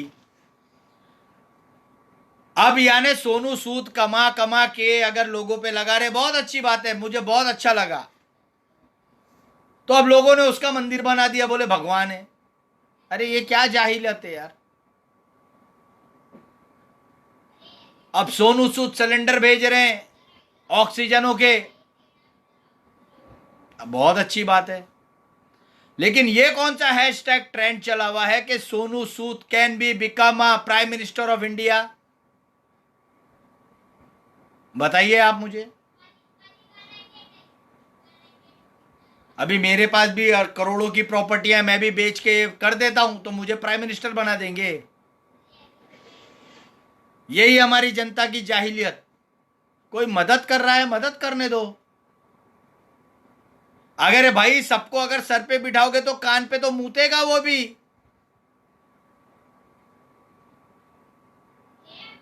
जब आप लोग ने गोधरा कांड के आरोपी को प्रधानमंत्री बना दिया, बताइए, तो ये एक्टर को क्यों प्रधानमंत्री बना रहे हो? ये आज दे रहा है तो कल सूद समझ लेगा आपसे, तब आपका क्या भगवान रावण हो जाएगा? बताइए।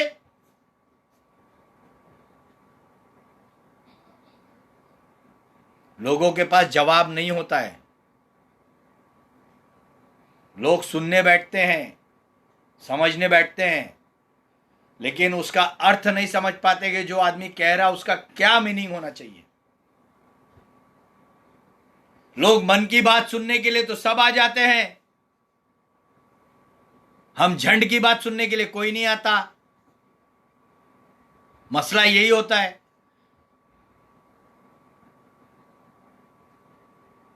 भाई आप लोगों से कोई रेवेन्यू नहीं आता है मुझे, मैं सिर्फ जनता को जगाना चाहता हूं, जनता तुमको बताना चाहता हूं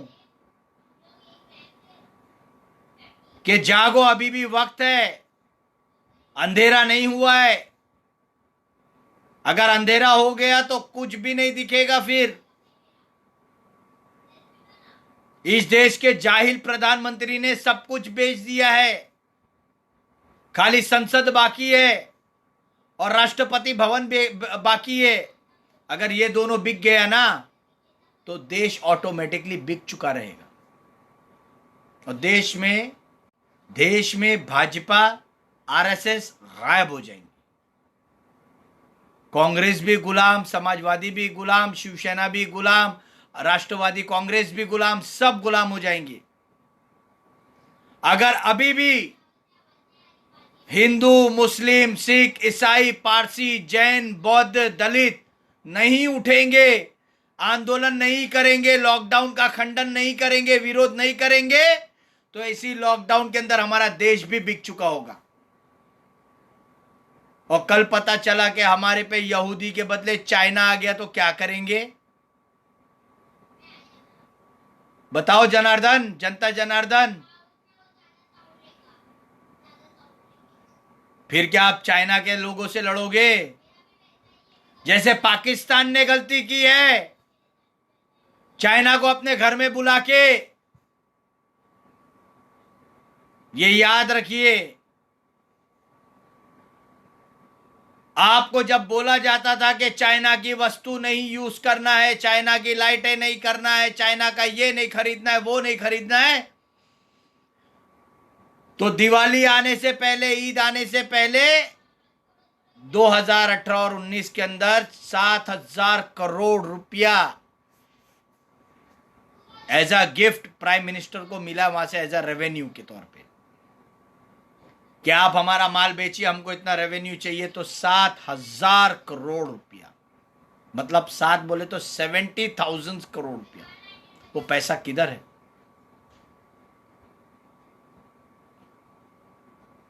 यही मैं पूछता हूं तो लोगों को मिर्ची लग जाती है। और फिर हमारा लोग चाइना का माल खरीदते हैं, तो चल गया तो चांद तक, नहीं चला तो शाम तक। अभी जो आपको मास्क लाया गया, पीपीई किट लाई गई, क्या हिंदुस्तान में बनी है? ये सब चाइना से ऑलरेडी पहले मंगा लिया गया था। और जो सैनिटाइजर जो आप देख रहे हो, वो सब भी चाइना का आइटम है। आने वाले कई साल के बाद जो लोग सैनिटाइजर से दिन भर हाथ धोते हैं ना, अरे मेरे भाई, एक दफा लाइफबॉय साबुन से हाथ धो लेना, डिटॉल के साबुन से हाथ धो लेना, लेकिन रिक्वेस्ट है सैनिटाइजर मत यूज करना, क्योंकि हमारे स्किन के अंदर होल होती हैं और वो दवाइयां अंदर जाती हैं। कब जाने कौन सी बीमारी कैंसर के रूप में बदली होगी, आपको स्किन कैंसर हो जाएगा। मुंबई की झोपड़पट्टी में पिक्चर बनाते हैं, यहाँ कमाते हैं, यहाँ खाते हैं, यहाँ के लोगों को नहीं करते, गाँव में करते।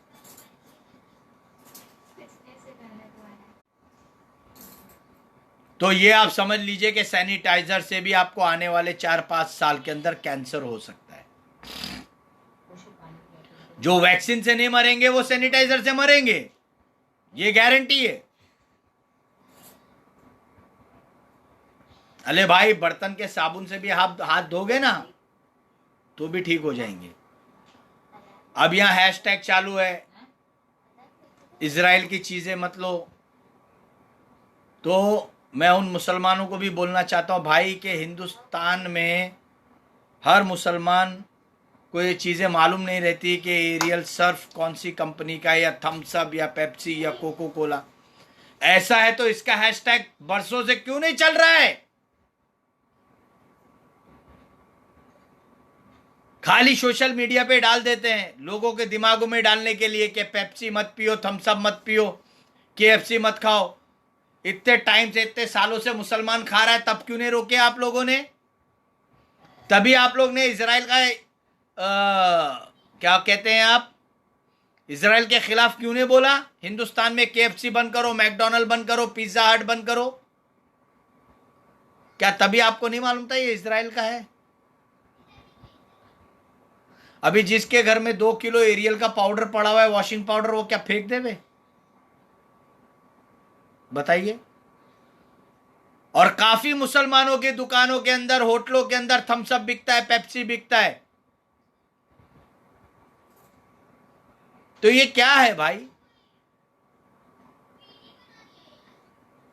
चीजों की आदत आपने खुद ली है।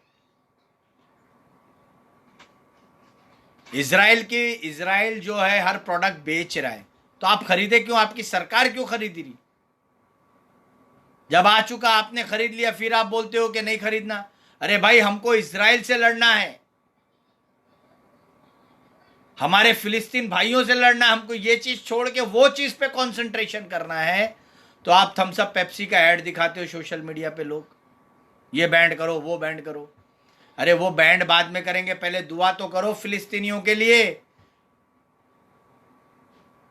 क्या अल्लाह ऐसा करिश्मा दिखाए कि इजराइल यहूदी खत्म हो जाए और हमारे फिलिस्तीन भाई जिंदा रहें और फिलिस्तीन के पास अक्सा मस्जिद वापिस आ जाए?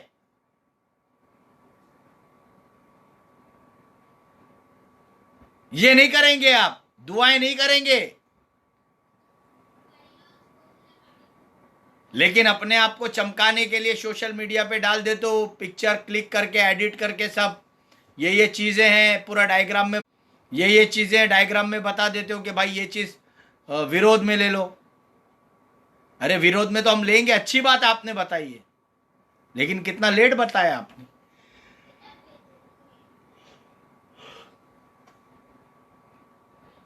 मैं ये जानना चाहता हूं आप लोगों से कि आप लोग क्या कर रहे हो, बताइए ना। आप लोगों को ये चीज समझना चाहिए।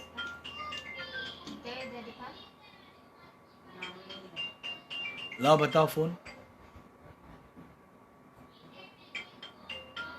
ग्रीन डब्बा।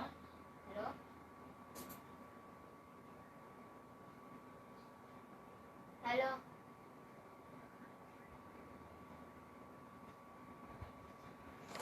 पता नहीं कौन शबू है, कोई शबू है। हेलो। अरे शब्बू है क्या पूछे? हाँ जी।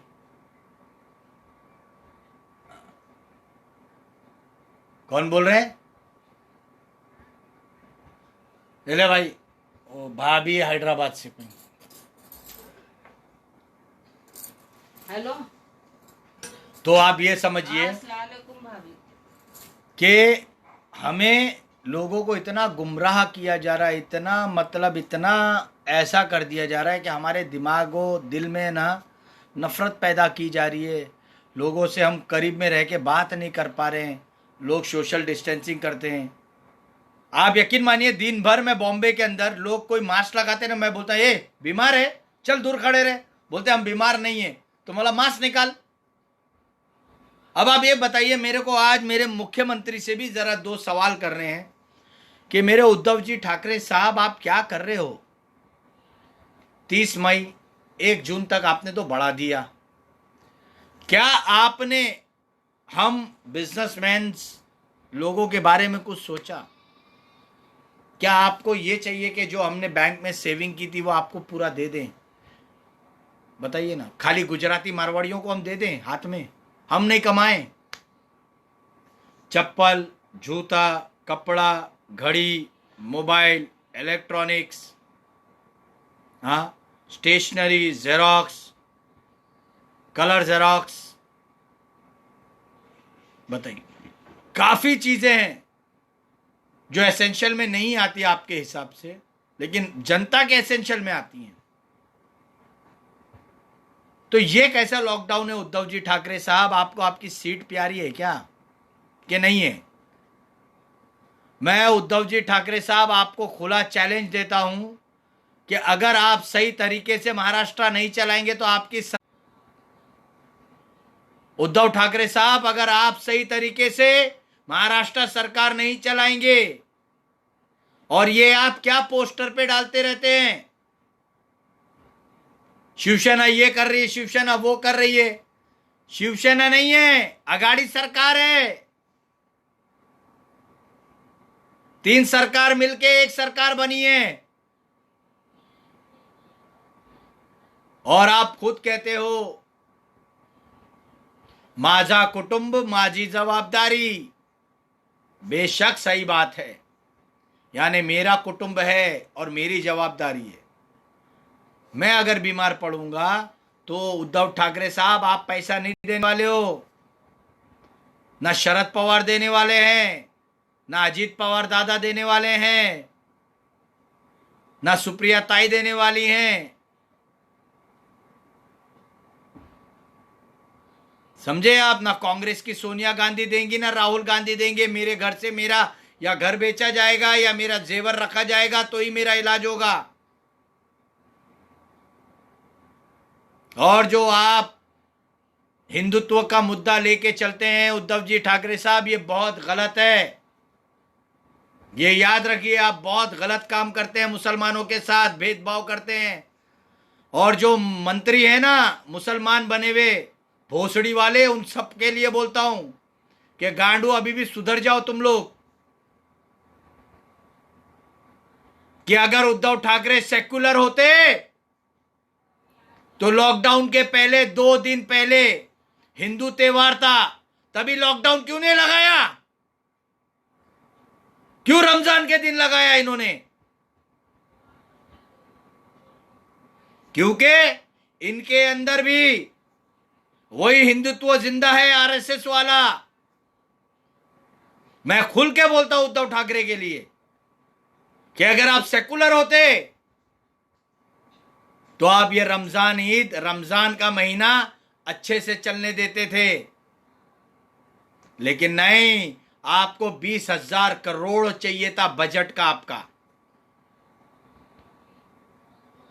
200 करोड़ रुपए, 100 करोड़ रुपए करीब आपने अजित अपना देवेंद्र फडणवीस को दे दिए और राज ठाकरे को दे दिए।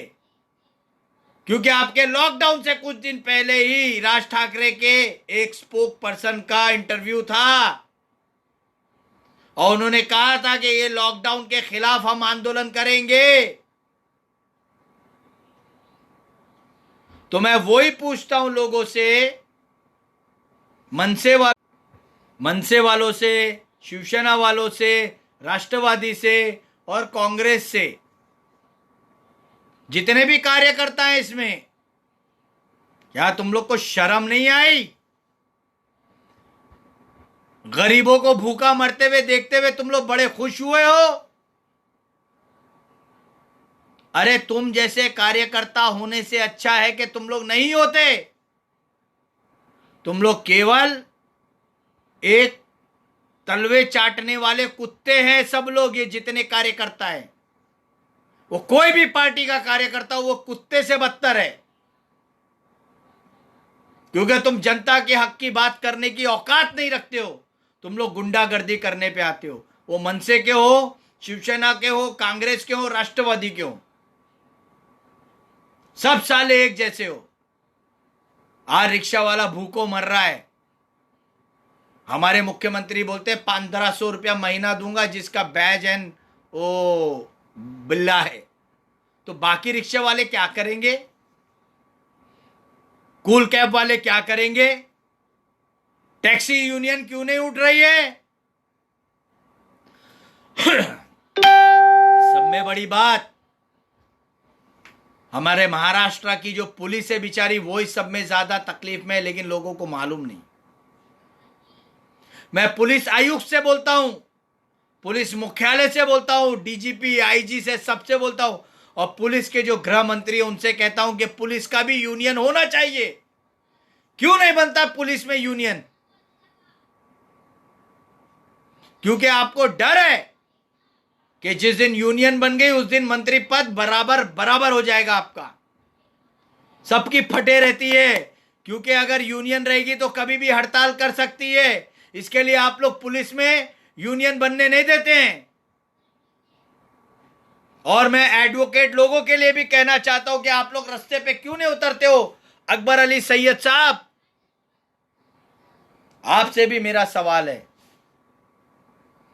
क्यों नहीं जनता के हित के लिए आप लोग उतरते हो।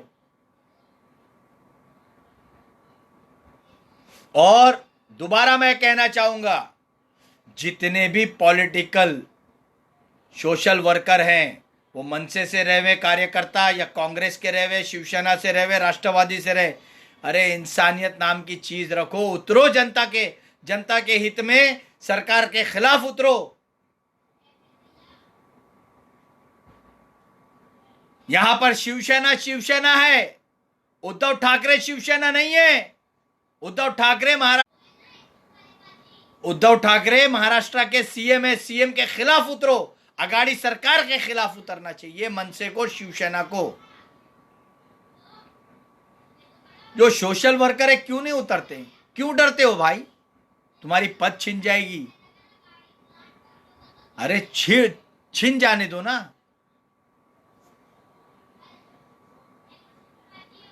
सच्चाई ये है कि तुम लोग में दम नहीं है। तुम गरीबों पे जुल्म करते हो, रिक्शा वालों को मारते हो, टैक्सी वालों को मारते हो, ठेले वालों को मारते हो, पानी पूरी वालों को मारते हो।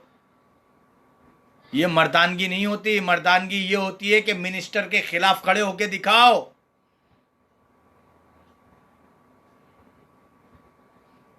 आघाड़ी सरकार के खिलाफ होके दिखाओ। आघाड़ी सरकार के खिलाफ बोल के दिखाओ।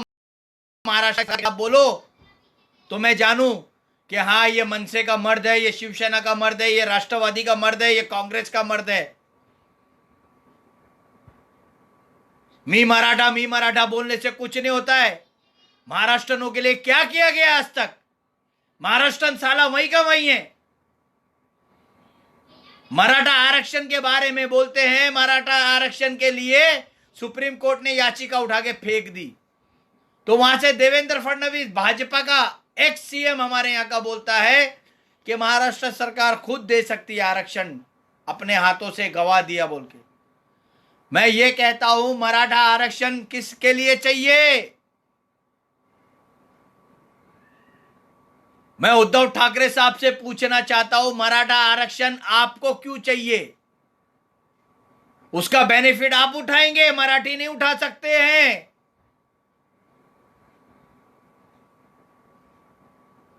क्योंकि मराठियों को आरक्षण का फायदा कभी नहीं मिलता है।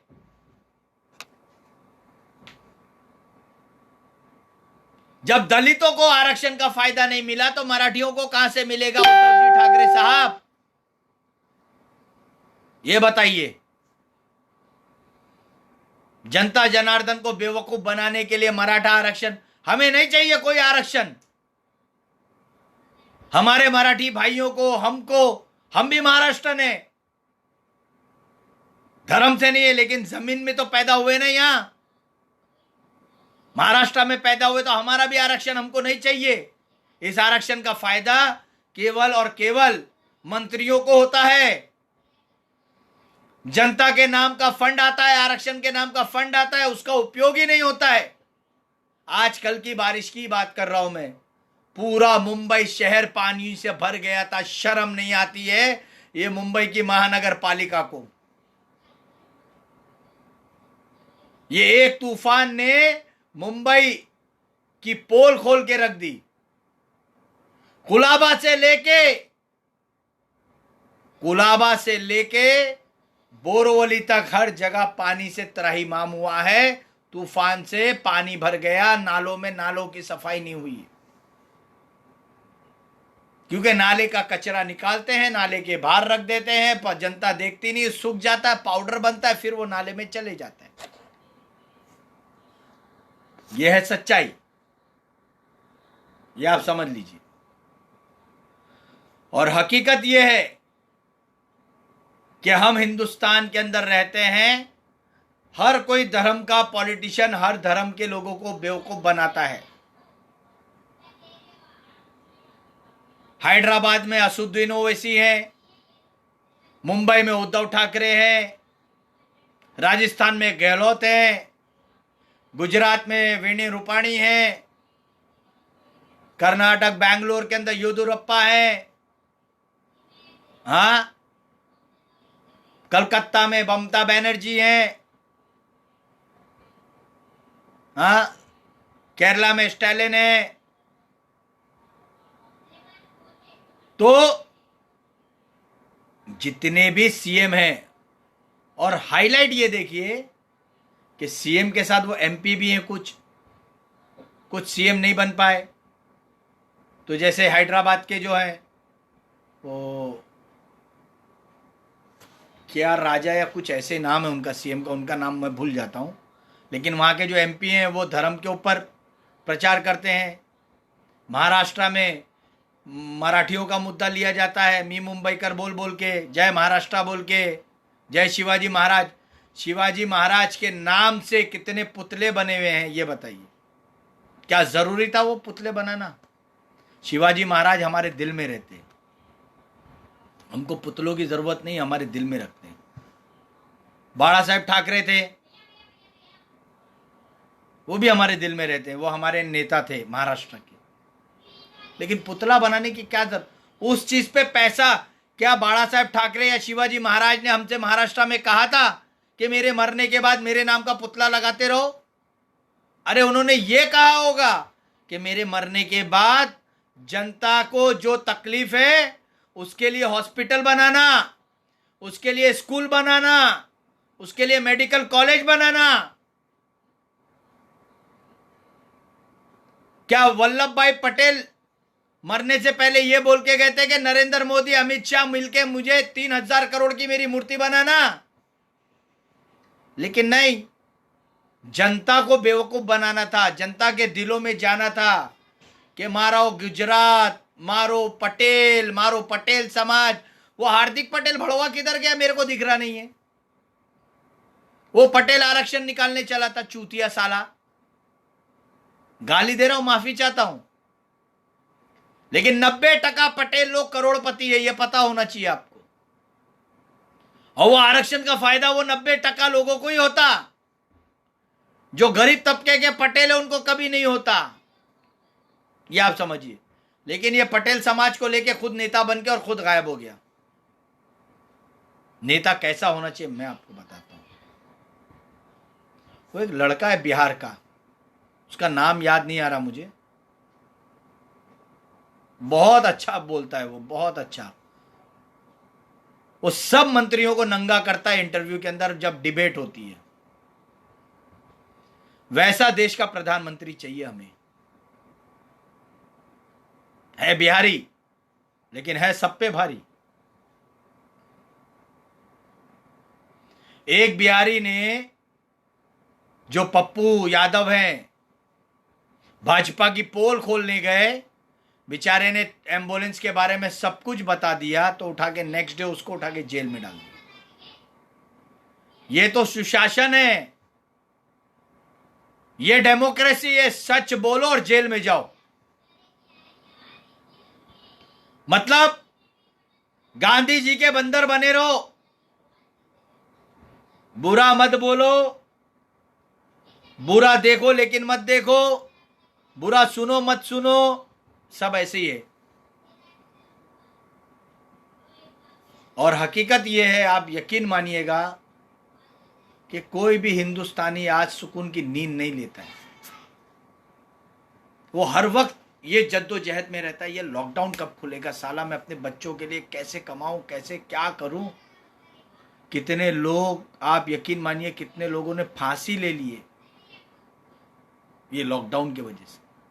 लेकिन मीडिया में नहीं बता जा रहा है, सोशल मीडिया पे ही चल रहा है ये सब।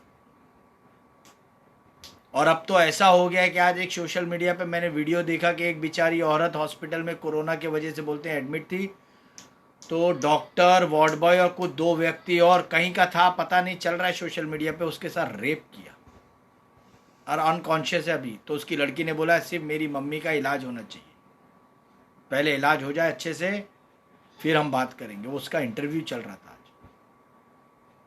सोचिए वासना कितनी बढ़ गई कि पेशेंटों को भी नहीं छोड़ा जा रहा है।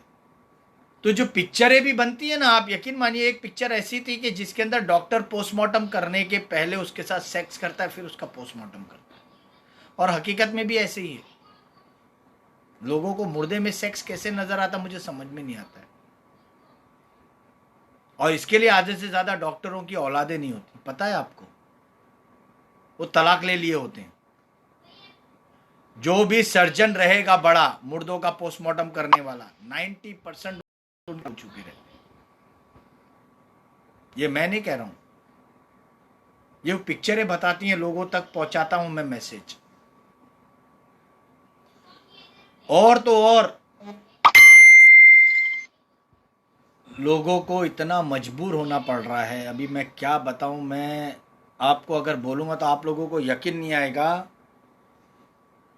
कि लोग सूखी रोटी, हकीकत में जैसे कहते हैं ना कि यार वो बंजर ज़मीन में बैठा है किसान, सूखी रोटी और प्याज खा रहा है। हकीकत में वो दिन तो अच्छे ही थे, लेकिन अब ऐसे दिन आने वाले हैं कि वो सूखी रोटी और प्याज और मिर्ची भी गायब होने वाली है, वो भी नहीं मिलेंगी हमको। क्योंकि आरबीआई की गाइडलाइन के हिसाब से इतनी महंगाई होने वाली है और बेरोजगारी बेइंतहा होने वाली है। बेइंतहा बोले तो इतनी बेरोजगारी होगी, मैं आपको हकीकत बोल रहा हूं कि आप तौबा करेंगे, आप सोचेंगे कि यार मैं क्या करूं, क्या नहीं करूं, कैसे लोगों की मदद करूं। लोग भूखों मरेंगे रास्ते पे, लाशें रोड पे सड़ेंगी, लोग अपने आप को जहर खा के मरेंगे, कुछ ना कुछ करके मरेंगे, क्योंकि उनके घर परिवार चला नहीं सकेंगे। और सब में ज्यादा जो मौतें होंगी ना, जवान युवा वर्ग की होगी। जो ये जाहिल प्रधानमंत्री, ये चूतिया प्रधानमंत्री भोसड़ी का नरेंद्र मोदी जैसा, गाली देने को दिल करता है, जो 2 करोड़ लोगों को नौकरी देने वाला चोर, हाँ, आज तकरीबन 30 करोड़ नौजवान बेरोजगार हो गए होंगे इस लॉकडाउन की वजह से। होम फॉर वर्क किसका होता था? जो बैंकिंग सेक्टर के होते हैं, जो कॉल सेंटर वाले होते हैं। आज आप बताइए, जो शॉपिंग मॉल्स में काम करते थे, सेल्समैन, सेल्स गर्ल्स, आज उनका क्या हाल है? ब्यूटिशियनों का क्या हाल है? कोई सोचता है उनके बारे में? बताइए, कोई भी नहीं सोचता है भाई, क्योंकि हमारे पास सोचने के लिए वक्त ही नहीं है। हम क्या सोचेंगे? क्योंकि हम इनके बारे में सोचेंगे कि नया शगुफा आ जाएगा कुछ ना कुछ। अभी कुछ दिन पहले बोला जा रहा था नया वेरिएंट आ रहा है, नया वेरिएंट है कोरोना का, गायब हो गया ना, क्योंकि पब्लिक के सामने सच्चाई आ गई तो वेरिएंट ही गायब कर दिया। नया वेरिएंट गायब है, ये आप समझ लीजिए। मैं तो देश के लिए बोल चुका हूं, लेकिन मैं खासकर मेरे महाराष्ट्र के लिए, मुंबई शहर के लिए बोलना चाहता हूं कि हमारे मुंबई शहर के सीएम क्या कर रहे हैं। मैं सीधा सीधा उद्धव ठाकरे साहब से कहना चाहता हूं, अगर आपसे महाराष्ट्र नहीं चल रहा है ना, आप सीट का इस्तीफा दे दो, मुझे बना दो, मुझे दो ना सीएम पद। मैं बताता हूं महाराष्ट्र कैसा चल सकता है, क्योंकि आपको सीट का लोभ एंड लालच है। आप नहीं दे सकते हो सीट, क्योंकि पता है आपको, मैं एक दफा अगर साइन कर दूंगा तो ये लॉकडाउन खुल जाएगा। क्योंकि आप जैसे सीएम होने से अच्छा है कि देवेंद्र फडणवीस ही रहता या राज ठाकरे रहते तो परवड़ जाता था हमको, क्योंकि आप में कूट कूट के भरा हुआ हिंदुत्व, ये याद रखिए। और आप जैसे सीएम इस देश के लिए, मतलब इस महाराष्ट्र के लिए अगर अच्छे होते तो आप ये लॉकडाउन नहीं लगाते। आपने बेरोजगारी इतनी कर दी है, इतनी जबरदस्त बेरोजगारी कर दी है कि वो केवल मुसलमान नहीं, हिंदू वर्ग भी रो रहा है इस वक्त। वो यही सोच रहे कि हमने इन सीएम को भी लाके गलती कर दी जैसे देश के प्रधानमंत्री को लाके गलती कर दी। ये आप समझ लीजिए। अरे अगर आप अच्छे सीएम हैं तो आप मुझे बताएं ना कि आपने महाराष्ट्र के लिए किया क्या अभी तक। योजना के नाम पे 1500 रुपया रिक्शा वालों को, हाँ, तांदूड़ देंगे, चावल देंगे, गेहूं देंगे। तो गेहूं और चावल से क्या घर चलता है उद्धव जी ठाकरे साहब? बताइए ना। जो मिडिल क्लास फैमिली जिसने फ्लैट लोन पे लिया वो लोन कैसे भरेगा? बताइए आप मुझे। जिसने गाड़ी, जो वैन होती है, ओमी वैन, जो बच्चों के लिए स्कूल लेके जाने आने के लिए, उनका लोन अब कौन भरेगा? जो बसें स्कूल के लिए लोन पे ली गई थी उसका बस का लोन कौन भरेगा? मोदी जी, अरे सॉरी उद्धव ठाकरे साहब, बताइए ना। मैं तो केवल मुंबई की बात कर रहा हूं, महाराष्ट्र की तो कर भी नहीं रहा। मुंबई के टैक्सी वालों का क्या हाल होगा बताइए आप मुझे। क्योंकि आपके पास खाली भ्रमण करने का टाइम है, टीवी पे, सोशल मीडिया पे आने का टाइम है आपके पास। और वो आपका एक और स्वास्थ्य मंत्री, राजेश टोपे नाम है, क्या नाम है, मिस्टर टोपे, वो भी एक बड़ा गुंडा है भाई। उनकी भी काफ़ी खबरें चलती रहती हैं मेरे पास। कुछ उनकी बातें भी आई कि कुछ लोगों को धमकी भी दी है, उनके सेक्रेटरी ने भी दिया कुछ मैटर में, कोई का फैमिली मैटर था उसके लिए। तो मुझे समझ में नहीं आता है। और सब में पहली बात कि हमारे महाराष्ट्र के सीएम होने के बावजूद आपने अपने बेटे को मंत्री पद क्यों दिया? मैं तो चाहता था कि आदित्य ठाकरे मंत्री बनना चाहिए था, मुख्यमंत्री, लेकिन आप बन गए। लेकिन फिर आपको यह सोचना चाहिए था कि आपने आदित्य ठाकरे को मंत्री क्यों बनाया, पालक मंत्री? क्यों नहीं आप उसको खाली एमएलए रह के महाराष्ट्र को, उस एरिया को, वर्ली को समझने की मौका दिया? बताइए, ये कहां की राजनीति है आपकी?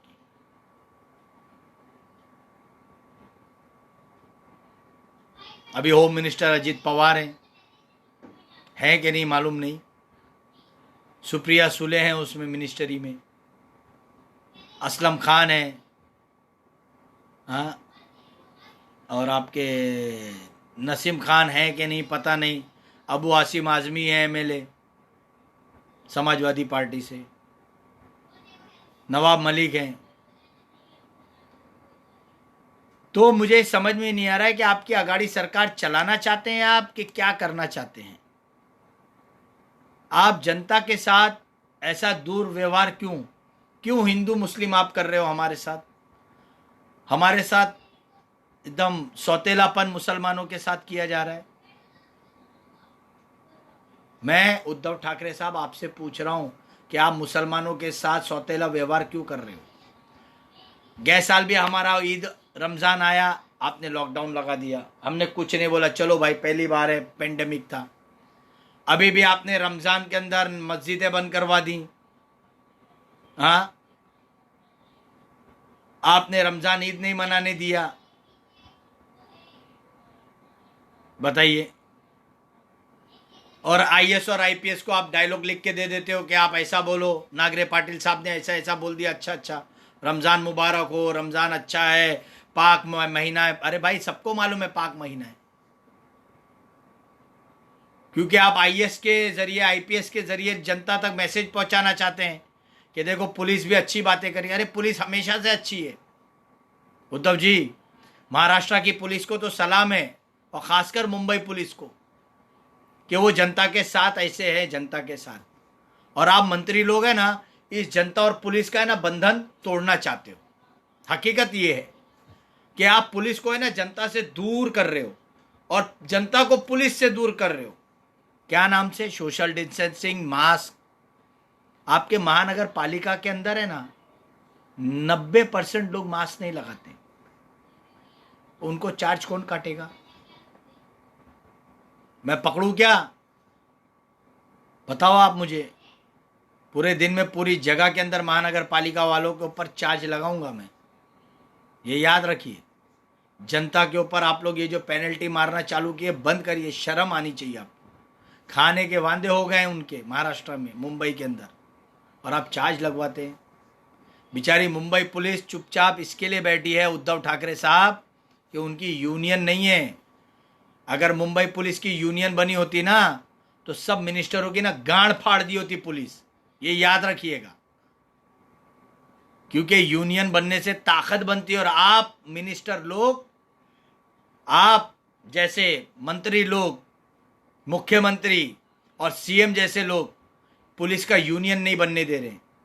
और खुदा की कसम यूनियन बनना चाहिए। पुलिस का यूनियन बनेगा ना तो मंत्रिमंडल को उसकी औकात नजर आएगी।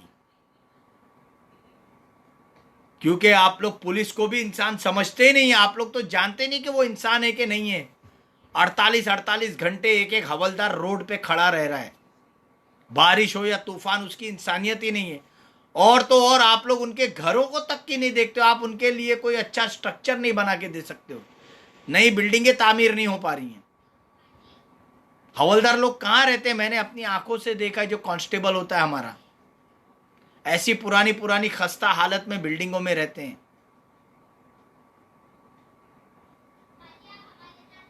बताइए, जो हमारे महाराष्ट्र के गृह मंत्री वो क्या कर रहे हैं मेरे समझ में नहीं आ रहा है। बस मैं इतना ही कहूंगा उद्धव ठाकरे साहब कि आप ये लॉकडाउन खत्म कर दो, वरना जनता खत्म हो जाएगी। और हकीकत में ये बोलता हूं, अगर जनता जिस दिन ये लॉकडाउन का कंडेम करेगी और उसका विरोध करेगी, आप नहीं रोक सकते। और हकीकत में मैं बोलता हूं कि जनता को अब इस लॉकडाउन का विरोध करने के लिए उतरना चाहिए। अगर महाराष्ट्र के असली भूमि पुत्र हैं हिंदू, मुसलमान, सिख, ईसाई, तो उतरो और इस लॉकडाउन का विरोध करने उतरो, इस मास्क का विरोध करने उतरो। ये हमको मंत्रिमंडल ही सब बेवकूफ बना रहे हैं कोरोना के नाम का। बस इंजेक्शन दे दे के लोगों को मारा जा रहा है और कुछ नहीं हो रहा है। बस मेरे भाइयों, आप लोगों से हाथ जोड़ के विनती करता हूँ, अगर ज़रा सा भी बुरा लगा हो तो माफ़ी चाहता हूँ। लेकिन मैं जनता के हित की बात करता हूँ, मेरे अपने लिए नहीं करता हूँ। मैं आप लोगों के लिए करता हूँ कि आप लोग हो, मैं हूँ, हम सब एक ही हैं। हिंदुस्तान में हम रहते हैं तो हमारा समाज, हमारे लोग हमारे साथ होने चाहिए। बस जय हिंद, जय महाराष्ट्र, खुदा हाफिज।